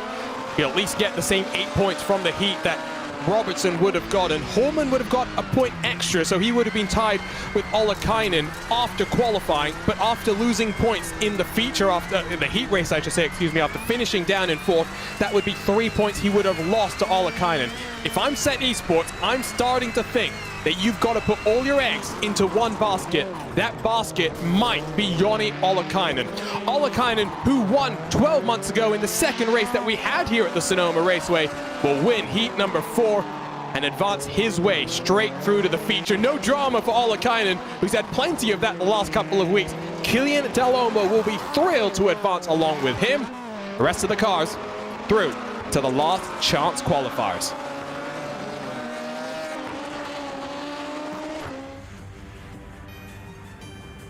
Catch your breath, because there is still plenty of action left to go. Here's confirmation of the results. Ollikainen, Delomo getting on through. Matamoros, Wang, and Hakoleto and Vahanen through to the last chance qualifiers, which are already ready to rumble. Let's take a look at the Yokohama starting grid for the first of our 2 last chance qualifiers. It's a Williams Esports duo on the front row, Josh Fox and Jarno Leskinen alongside Luis Lejeune. Only one of the Hanson Williams Esports cars will get through to the feature if they are lucky. Luke Kraus and Bo Albert row 2 with Jake Robertson, Matt Busa and Sindre Silva through 8th position. Tommy Nukarainen, the final car in the 9-car last chance qualifiers. We'll say goodbye to 8 of these competitors. 1 will line up at the tail end of the field. I'm starting to get nervous, Paul, and there's still plenty to play for here. Yeah, absolutely. It's all or nothing now for these last chance qualifiers, and as you say, only 1 will qualify for that feature race here. We are ready to rumble here. Sonoma, the bowling alley, ready to greet the Subaru WRX STIs lined up on the start. Good launch from the front row. The 2 Hanson Williams Esports cars need to work together. They bully Luis Lejeune a little bit. The 52 of Leskinen almost gets a bumper in return. A little bit more door banging as they work their way into the final corner. Lejeune down the inside of Jarno Leskinen. It's still a Hanson Williams Esports 1 and 2. Bo Albert has worked his way up to 3rd position. Oh, Lejeune got it all sorts of wrong up over the jump, and the landing cost him big time there. Bo Albert, he's pushing for this. He's trying to make a breakaway with Fox and Leskinen here at the front of your field. So Bo, he's sniffing an opportunity here, but he can't afford any mistakes. Oh. Meanwhile, it's chaos in the background. Lejeune is going from bad to worse for him. Just about held on to that one for a moment. His trajectory was leading him straight into the tire barriers. Jake Robertson, the Ray Hall Lenneman landing machine, also got a slowdown penalty coming in through turn number 1. Here's what happened between Lejeune and who's he bumping doors with. Hard to tell there. I believe it would have been Tommy Nukarainen in one of the Lone Bro Motorsports machines, just about held on to it. Great car control. Already 2 laps. Working lap number 2. I believe Jarno Leskinen took to the Joker last time around, left side of the screen. We get confirmation of that. Jake Robertson has elected to withdraw himself from the race, towed himself back to the pit lane. So Leskinen and Albert, the 2 cars to have Joker. Josh Fox, well and truly within the Joker Delta. He goes this time around. Yeah, he had to. You always see this. As soon as you end up behind somebody, you have to take that Joker. And look at that advantage it gives you from 3rd to 1st for Josh Fox. He'll be hoping for another feature race. He's been disappointed with his season this year, and he'll be hoping for a good end to the championship. 6 races at Sonoma in series history coming into today's event. Fox has made the feature in 5 of those races. Got 3 podiums to his name as well, 2 in 2018 and then 1 back in 2020. That was the 2nd race that we had here when he finished down in 3rd at the championship finale. On board with Bo Albert, racing from the Altus team house. I saw a comment from him that he didn't even try qualifying this week, Paul, to just try and have a little bit more luck on his side. Didn't work out. He got steering damage even in his heat. Yeah, but what he is finding himself right now is in a good spot here through this last chance qualifier. He's not quite close enough to put a fight on for the win here though, but he should be a bit buoyed by his performance here in this particular race, because it has been a good performance so far. But there you go, Josh Fox, the American, through that final corner, up over the jump. Watch that landing there as we start the final lap. Focus on the face of Fox, who is a legend sprint car driver, in the real world in his home state of Pennsylvania. He's got his teammate Jarno Leskinen, who's been ultra impressive in 2021. As I mentioned before, youngest ever podium winner across of iRacing history. That's not just the Rallycross World Championship, that's all World Championships we've had in over a decade of top-level simulator racing. Through the penultimate corner, though, it's day done for Leskinen, it's day done for Bo Albert. It will be Josh Fox that takes the one and only trans position. He drifts his way through the final corner. He wins last chance qualifier number 1. 9 drivers to the grid. 8 drivers have 1 opportunity for redemption 7 days from now when we head to the Charlotte Motor Speedway. Josh Fox still has 10 laps of action though left to go in Sonoma. He wins the last chance qualifiers. There's confirmation of the race results. Well, last chance qualifier number 2 already getting ready to go. It's Tony Latin-Mackie for Jim Beaver Esports that will line up on pole alongside Marcos Matamoros and, crucially, Tommy Holman. 3rd in the championship, the Set Esports driver needs the start of his season. Thomas Wang and Alex Bergeron share row number 2 with Atu Hakaleto, Luis Nunez and Johannes Vahanen. Row 3, Quintin Dalomo for Burton Kligerman Esports. I should say Kligerman Esports now. Final row of the grid. Still trying to catch my breath, Paul. I don't think we're going to get a chance before we finish the action here today. I'm just glad we just get a little bit of a break between this and then the feature race, because this has been non-stop action. You've got to love Rallycross Wednesdays. And without putting the commentator's curse down, that was an awfully clean last chance qualifier. A little bit in comparison to what we've seen earlier so far in the 2021 campaign, but last chance qualifier 2 ready to go. Launch control getting ready to send these cars into the bowling alley. It's a good launch from everyone, clean through the first corner, 3 abreast. Holman loses out, that is crucial. He'll be alongside Thomas Wangen. He goes to the inside, 3 abreast. Holman has to back out of it, but over under. Great move from Tommy Holman, still on the inside of Thomas Wangen. Now has to challenge Marcus Matamoros into turn number 1.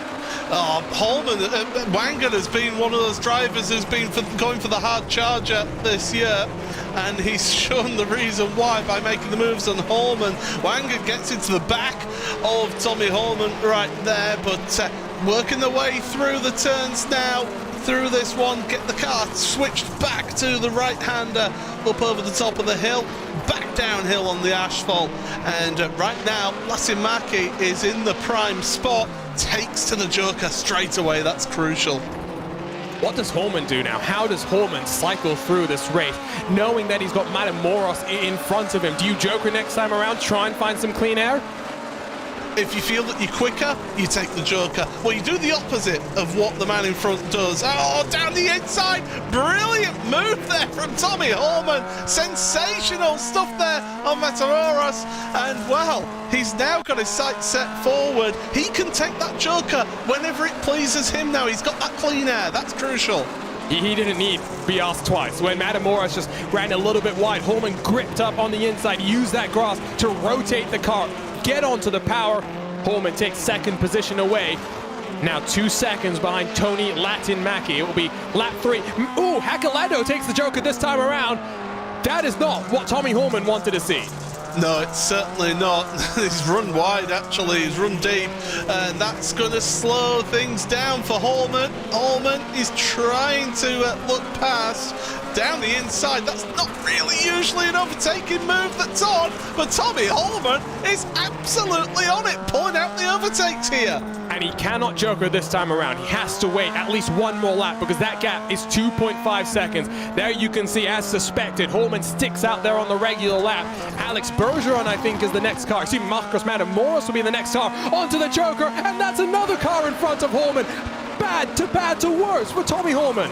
Oh, that's the problem though. When you end up waiting to take your Joker lap and it's a shortcut like it is here today, then it just costs you so much time if drivers come in front of you. We've seen how he's just been losing out time and again on the Joker.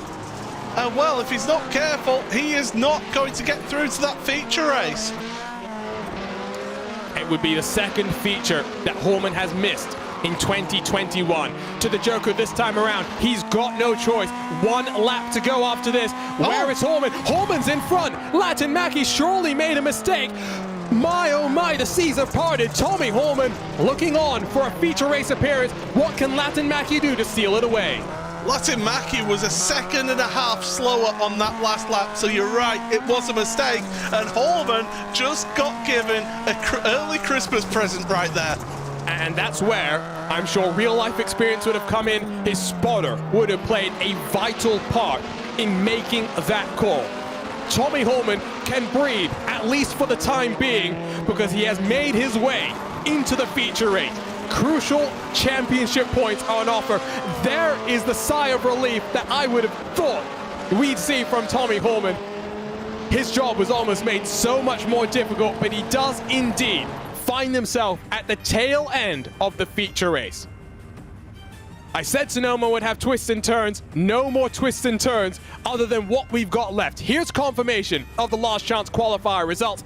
Tommy Holman does it, just about does it. He wins, he makes his way into the feature. We say goodbye to 8 more cars, but with the last chance qualifiers done, with the heat races done, there's only one thing left. Feature racing action here at Sonoma is next on the iRacing Esports Network.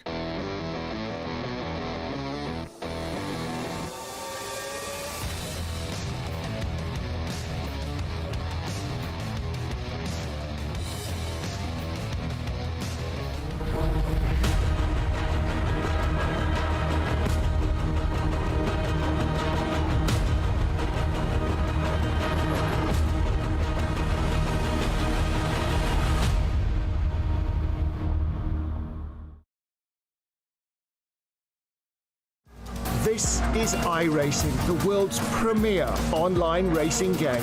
iRacing puts you in the driver's seat to experience today's newest form of competitive motorsport, virtual racing, all from your home PC.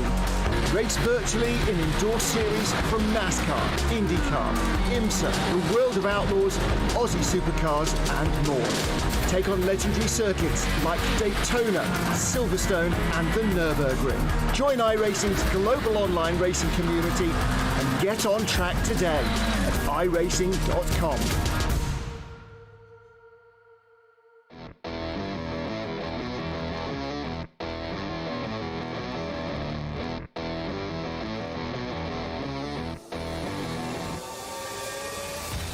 Well, drama once more here at Sonoma, and the 2021 iRacing Rallycross World Championship presented by Yokohama has plenty more thrills left to go. Coverage of the 2021 World Championship is brought to you by Yokohama Tire. There's one thing that separates first place from the rest of the pack: the finish line. High-performance, race-inspired Yokohama Advan tires give you the drive to win. Discover Advan at yokohamatire.com. Today's coverage is also brought to you by Dirtfish, the official rallying school of the iRacing Rallycross series. Learn more and get behind the wheel yourself by visiting drive.dirtfish.com. My name is Arjuna Kankipati, still trying to catch my breath alongside Paul Smith. Paul, I mean, the last couple of weeks have had each of our main championship rivals having their own drama. But now, 10 laps left from Sonoma, and then we'll head to the Charlotte Motor Speedway, where things will be decided. It's still anyone's game, with plenty more racing yet to come.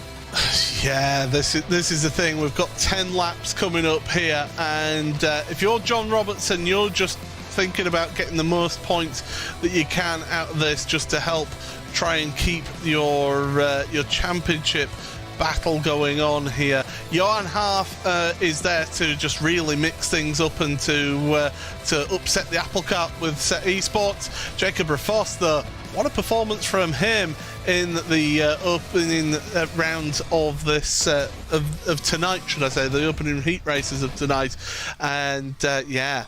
This is going to be really intriguing. I don't know what to expect here. Well, if you're watching and you're thinking, I'd love to have a gander at Rallycross myself, there's been no better time to start your iRacing career, because every day is race day on iRacing, the world's premier motorsport simulator. New memberships are 50% off. Sign up now at iRacing.com/membership to get started on your road to the virtual checkered flag. For those of you like myself that need to re-up your iRacing subscription, renewals are also 25% off. That includes reactivations for lapsed members as well. Everything to play for here at Sonoma, and I think now it's going to be crucial for Robertson, for Ollikainen. Given that they're in front of Holman, they need a clean start. They are not starting from the front row of the grid, though. Yeah, it's certainly going to be a key one, and we'll look at those keys to victory again. Though it's that run down to turn one. We've seen time and again today how incidents can happen through there, not just there, but also into the second corner of the race, just going into the jump. Avoiding those slowdowns, I think pretty much everyone has avoided that, and yeah, well, these drivers, they've certainly been working all week to try and get everything set up right there. But if you're Robertson and Ollikainen, Robertson, he can just afford to sit behind Ollikainen and get that position and that result. Ollikainen needs to be aggressive and try and move forward. And I can tell you that Robertson, coming into this one, leads by 13 points from Joni Ollikainen. Holman is a further, I believe it's 3 points back, but there is absolutely plenty to play for. 10 laps on the board. Let's go trackside in the Sonoma Mountains. Let's take a look at the Yokohama starting grid for the final time today. Johan Harth bullied his way past Vicente Salas to take pole position here. It's not the first time, it's not the second time, it's the fourth time Harth has started from the front in a race at Sonoma. Jacob Rafos, what a day for him. His highest ever position in a feature race. What can he do from here? Trying to become another young podium winner in 2021. John Robertson has his teammate for company on the front row and plenty to play for. Joni Ollikainen, Vicente Salas, row number 2. Kevin Ellis Jr. alongside Otto Taskinen and Killian Dalomo, Josh Fox, and Tommy Holman, the final row of this grid. Robertson's in the danger zone. He's on the outside of turn number 1 here, Paul. I should say, coming on to the final corner. He's got to be careful. Half can just play it however he wants. He can either try and get the win here, or he can try and get his teammate to the front. Here we go. 10 laps on the board for the final time today. We're ready to race in Sonoma. And away we go. It's a good launch from Robertson, but Rafos gets the whole shot for the first time in his career. Rafos leads, and Harth takes out his teammate, John Robertson, to the tail end of the field. My word, what is going on in Sonoma? For another time, Robertson has heartbreak as there's chaos over the jump. Oh, that's huge over the jump there as well. We got cars sideways, but we're good. Look at that one, because this is crucial. Half got contact a couple of times with Robertson. He ended up coming across the nose of Robertson. That is big in all of this. We'll take another look at this then. Here's the onboard from Half on that start, but my goodness. I mean, it's so difficult, that start. We mentioned it. Half gets a bump from behind. That puts him in front of his teammate Robertson, the championship leader. But back to live pictures. Joni Ollikainen is currently your race leader. He emerged out of the chaos right behind Rafos and didn't need to wait any longer to take to the Joker. This is what Ollikainen would have wanted. If things hold as they are, the championship gap, well, it would be 4 points heading into Charlotte. This is why I said, you know, Robertson, he just wanted to sit behind Ollikainen and try and just protect that lead that he had. But that one incident there, I mean, he's in 5th at the moment, is John. Anything can happen here in Rallycross. There's more drama out there. I thought for a moment it was Robertson who was taken to the Joker and almost got bashed into on the entry. It was Johan Hart instead who will emerge in front of Josh Fox, sliding into the turn number 1. I don't know what it is about Sonoma, but it is not kind to John Robertson. It is the opposite of kind. Yeah, we saw this last year, didn't we? How Robertson, he came in championship leader and ended up losing out the championship when it was the championship finale here. Well, this time it's the penultimate round. He can't afford to get in his own head. He's got to keep his thoughts nice and clear. He's got to just focus forward. Speaking of focusing forward, Joni Ollikainen right now doing exactly what he needs to do out there. Robertson as Joker has emerged in front of Vicente Salas, who is still yet to Joker. So Salas will cycle forward, still in with a shadow of a podium, I'd say, for Salas. It would be his 2nd career podium in his Rallycross campaign so far. Of course, first podium came at the Atlanta Motor Speedway, round 2 of the 2021 campaign. Still close between 2nd through 4th as we ride on board with the Temecula, California native. Does he come to the Joker? Yes, he does. Pulls to the side. That's important. Don't want to get run over as you work your way onto the Joker. Where does Salas feed himself out? In front of Robertson, alongside with Fox, and into the podium position. Salas takes 3rd. Bit of contact there. He got the handbrake out. I wonder if he's got a slowdown penalty. He has. He's got a slowdown penalty, and that's cost him big. Oh, it was looking like a big day for Salas after getting pole position, but instead, one little mistake, and that costs you big time. But more crucially, your championship leader, he's up to 4th place. That was all on his own, just that pull of the handbrake. He cut too much of the inside, and that's it, giving positions away. Oh! That's Salas into Robertson. No, that's Harp. Don't worry. I panicked for a second. That was Johan Harp. Salas returns a favor on what we saw in heat number 1. I don't know if the Frenchman is going to be too happy about that one. Again, these two were the ones who were battling at Atlanta, and Harp is the one who was being the aggressor, and all of that bumping and banging let Salas be passed by Robertson on the final lap. There's the replay, and Harp gets clipped by, I believe that's Kevin Ellis Jr. as well, just for good measure. All sorts of chaos halfway through this race. Ollikainen 1.5 seconds clear.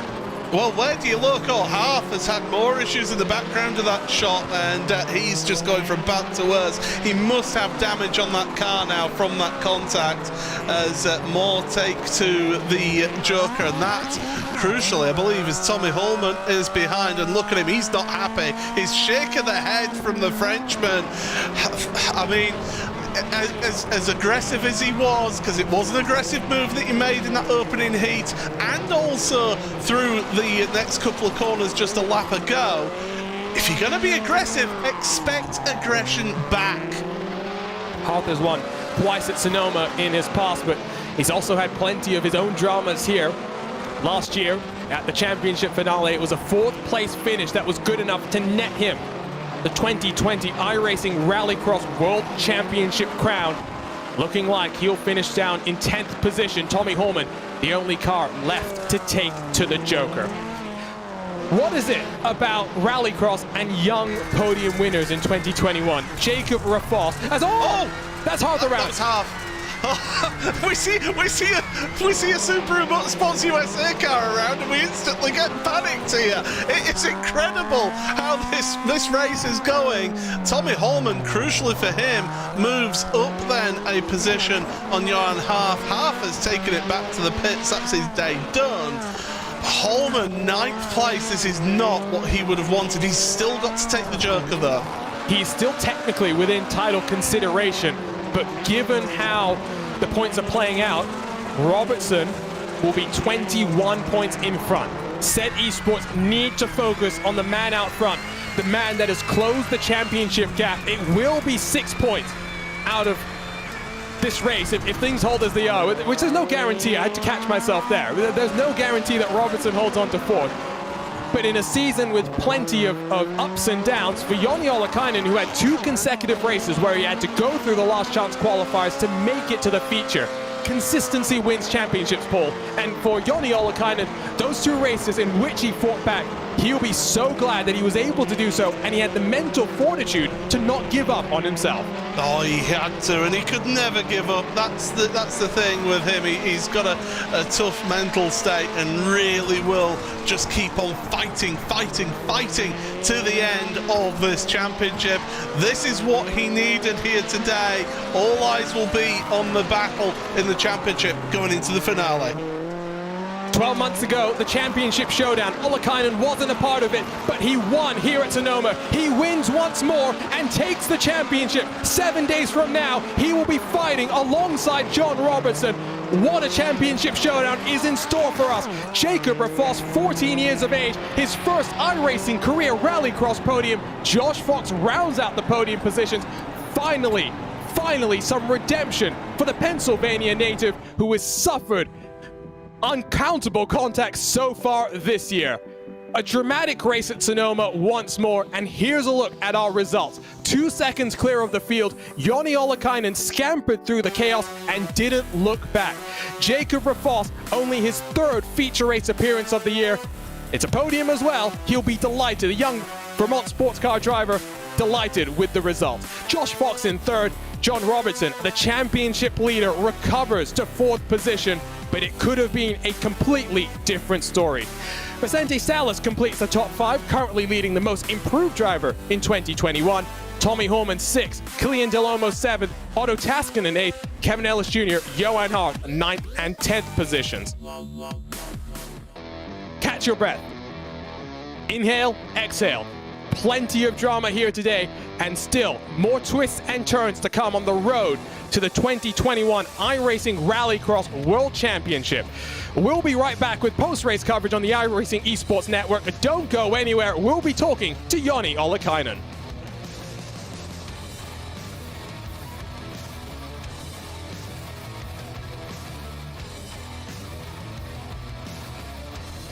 Take your driving to the next level at Dirtfish.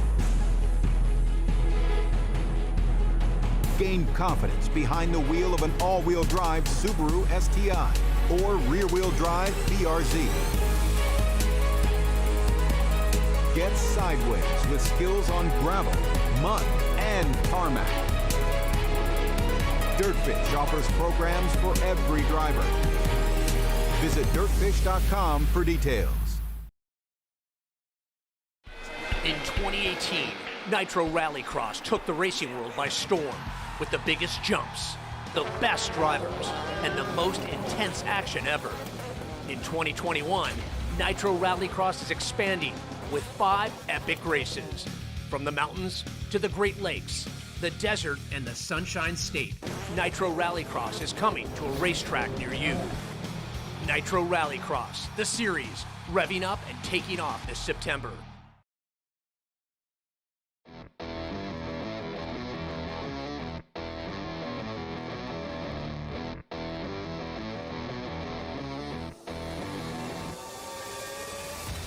"12 months ago, the championship was decided here in wine country at the Sonoma Raceway. Here in 2021, more twists and turns, more thrills and spills in the 2021 iRacing Rallycross World Championship presented by Yokohama. There's one thing that separates first place from the rest of the pack: the finish line. High-performance, race-inspired Yokohama Advan tires give you the drive to win. Discover Advan at yokohamatire.com. My name is Arjuna Kenki, but he's still trying to just relieve the stress that I've been holding in for the last hour. Alongside is Paul Smith, and I don't know what it is about Sonoma, Paul, but we talked about how this is a track where there's plenty of passing opportunities, and once more, the second year in a row, it has thrown up so much championship intrigue. Still hard to believe. We've got 7 days until our finale when we go racing at America's home of racing. Well, I said, didn't I, before we went to the first heat race, that there will be surprises here today. And my goodness, what a day it has been. This has been tremendous action all evening. Well, Joni Olakainen, it worked out brilliantly for him in that feature race, gaining 3 positions. And Josh Fox gained 6 positions. Don't forget, Josh Fox finishing on the podium after winning his last chance qualifier. So let's not forget as well, Jacob Rafos, really good day here today, and I think Vicente Salas will be ruining a couple of mistakes and a couple of incidents in those 2 races. And John Robertson, the pressure is now on. What can he do to the end of this season? Well, let's not beat around the bush anymore. Let's get to our post-race interviews, and let's start with race winner for the second time at Sonoma in his career so far. Joni Olakainen joins us now, and Joni, 6 points. That's what separates you and John Robertson with one final race left. What is it going through your mind right now as you've taken your 4th career victory here in the iRacing Rallycross Championship? Yeah, I'm happy to win and score some good points, but yeah, I have to say big sorry to Johan on the turn 1. I made a mistake and hit him and got to lead by that. That's not the way I want to win, so yeah, have to say big sorry to him. But yeah, otherwise the race was quite smooth for me. I didn't have the best pace on the field, but yeah, I got to clean air and just could run my own clean laps without risk. So yeah, it was quite smooth. We completely missed the fact that you made some contact with Johan there. So when you were going through that first corner and you saw you made the contact, were you a bit concerned that Johan was going to come back into your path? Or it worked out perfectly for you. In the end, the contact with Johan ended up pushing him into John Robertson's path. And it's good that John was able to, get his way through that and survive. But I'm sure that's not how you wanted things to go. Yeah, that's not how I want to win. But sometimes these things happen. I think this was my first collision I have caused in 2 years in this series. So of course I'm not happy to cause crash for the win, but yeah, these things happen sometimes when we are racing for championship. So yeah, let's move on and go to next race. And let's talk about that next race then. Charlotte Motor Speedway, the first time we'll see it in the World Championship. Yes, we had the All-Star Invitational, but that's very different. That was a fixed setup competition. How are you feeling heading into that one, knowing the championship's on the line? Yes, your teammate Tommy Holman is still mathematically in the mix, but I have to think all the Set Esports focus will be on you and making sure you become a world champion in 7 days' time. Yeah, I'm not sure actually how the points are looking now, but yeah, I have to feel for Tommy. He had amazing pace this week and got just unlucky. Couldn't do anything there. I'm happy that he got to final and got some points, but I think he's now quite far away. But yeah, I like the Charlotte track. It's really nice. It's fast and it has good flow. So yeah, I like it a lot, and I think my pace is quite good there, so can't wait to get to work. Well, I believe with our live points calculations, just so you can know, it's 6 points between you and John heading into that final race. So still plenty to play for, and Charlotte's going to be tough to pass. So I think qualifying is going to be key. Good luck in a week's time, Joni. You'll be fighting for a world championship. Can't wait to see how you and Set Esports do in 7 days. Yeah, thanks. And thanks to my team Set Esports and to my teammates, especially Tommy, again, for all the testing and teaching me quite a bit on this track, as I have always been struggling quite a bit here, even though I have now 2 wins, but my pace hasn't been great here. So thanks to Tommy, and of course thanks to my all sponsors and partners. So that is Joni Ollikainen for the fourth time in his Rallycross career. He is a winner here in the iRacing Rallycross World Championship. Fourth victory for him, but a first podium for Jacob Rafos, who showed some potential in the iRacing All-Star Invitational earlier in 2021. Paul Smith, take it away. Yeah, what a day it was for you today, Jacob. You looked like you really enjoyed Sonoma out here. Just talk us through that, because that was tremendous driving. Yeah, it was crazy. I wasn't really ready for podium, but I started second in the feature and couldn't hope for any better. It was just amazing. Well, that's it. You know, we saw that you managed to avoid the carnage that at the start of that feature race, and then were just able to focus on your own race. Okay, you only ended up beating you out there, but you must be delighted to make it to the podium here in this feature. Yeah, I'm pretty happy. I have no words, to be fair. It was just the best results I could have hoped. And it's safe to say that it's been a bit of an up and down season for you, hasn't it, in this year? Just tell us, what has it been that you've taken away from this championship before we head into the final round at Charlotte? Yeah, it's been quite much up and down. But although I'm pretty happy with my season and going into the final round, it feels pretty good at Charlotte.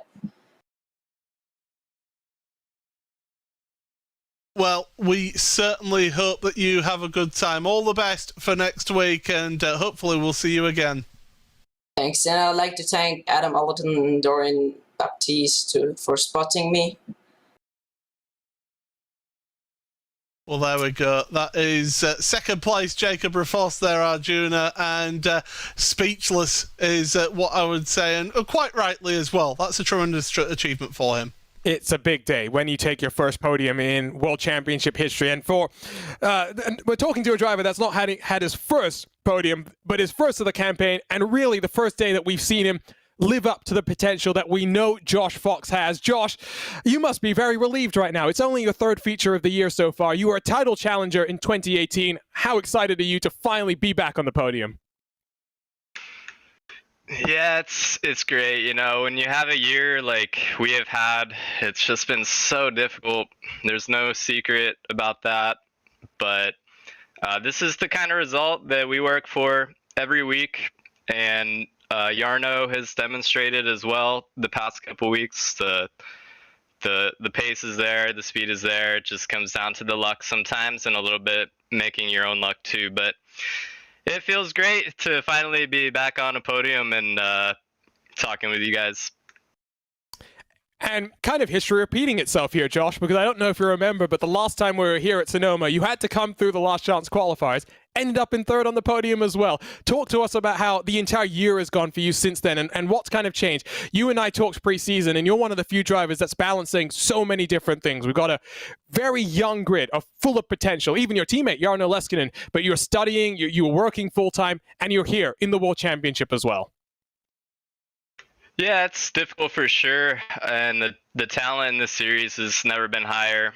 The margins have never been tighter, so you got to bring it every week. And I'm thrilled to see some of these guys like Jarno and Jakob and some of the others run really well. They're a good group of guys, and you know, it's just runs like this are a good reminder of what can go good in the series and how good it feels to get closer to the front. Well, there's still all to play for you now. 7 days from now, Charlotte Motor Speedway, you are 7 points behind the driver in 10th. That's the cutoff to regain your World Championship license, to make sure you get a little bit of prize money as well. What are you thinking about heading there? How do you maintain this momentum heading into our season finale in 7 days? Yeah, I'll be honest, I haven't looked at the standings even one time this year, because I know that we never have had a really proper race up until today. So I'm surprised to hear it's only that little amount to get back in. But yeah, you said it. We got the momentum. The last race, or Barcelona, was my last feature race, and we were pretty fast there if we didn't get spun out on the first lap. Jarno too, he's got the momentum as well, so I feel good about where we are as a team. Well, it's your third podium here at Sonoma, so clearly I should say fourth podium here at Sonoma in 7 races, so you clearly do like it. Congratulations, Jocks. It's so great to have you have finally some luck go your way, and hopefully you can round out this championship and this campaign with some good luck in Charlotte as well. Yeah, thank you very much. And before I get out of here, I just got to say big thanks to the Handsome Williams Esports crew. They've been sticking with us all year. It's been really tough, but they stick with us, and they're great for support. And so got to thank with them all of the great partners: BenQ Monitors, Chill Blast PC, Fanatec, Playseat, One All Sports, Team Razor, Hoisingveld Pedals. And of course, a last note, my dad has been a little sick lately, so I just wanted to shout out him. Hey, Dad. And hi to my family as well. Josh Fox, another podium, 11th in his iRacing Rallycross career. And that's how you know he's a series veteran, Paul. Made sure to shout out all the sponsors before he said goodbye to us. Oh, forget about shouting out your sponsors. Shout out to your father. That's the most important one. But no, that's a tremendous one. As I said earlier, he was in the last chance qualifier, won that, ended up in the podium here in the feature. And here's confirmation of the points as they run, with 1 race left to go. 6 points between John Robertson, between Joni Ollikainen. Tommy Holman, mathematically, still in with a chance, 29, the most points you can get with a clean sweep of the weekend. But like I was saying, I think if you're Set Esports, you've got one shot in the gun. That is Joni Ollikainen. Full focus on him and making sure he is the world champion in 7 days' time. It's the smart team move, but they're really happy at the moment because they're winning the teams championship, so they're fine with that. But yeah, if you wanted to win a drivers world championship, then realistically you've got to put that focus on Joni. And it's so close for the cut line as well. Jacob Raffos has cycled his way up into 9th position. He's bumped Jake Robertson out of the top 10. We'll take one more look at it before we start to wrap things up here. 9th through, give it even 14th, 15th position, where Alex Bergeron and Tony Latin-Mackie, the Jim Beaver Esports teammates, are tied, separated by 20 points. Now, we're not expecting these drivers to take the perfect 20 points, but it indicates that a good result, like for Jacob Raffos today, can put you in that top 10 position. One more race left to go, and what a race it is going to be, Paul. The first time Charlotte Motor Speedway will have hosted an iRacing Rallycross World Championship race. You guys don't want to miss it. 4 p.m. Eastern, the championship finale 7 days from now. Yeah, that venue, it is a tricky track, but some of these drivers absolutely love racing around it, and it can produce fantastic action as well. You will not want to miss that championship finale. I cannot wait for this one after what we just saw here today. And just a reminder as well, iRacing Black Friday sales are on. Every day is race day on iRacing, and there's never been a better time to jump into the world's premier motorsport simulator. New memberships are 50% off. Sign up now at iRacing.com/membership to get started on your road to the virtual checkered flag.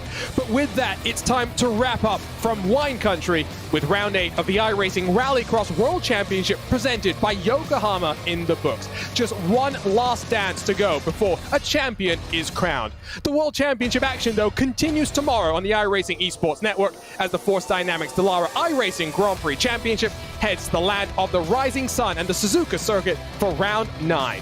Catch the action at 7 p.m. UTC or 2 p.m. Eastern. We'll be back in 7 days' time as the virtual paddock sets up shop for the championship showdown at the Charlotte Motor Speedway for the final round in the 2021 iRacing Rallycross World Championship on November 17th.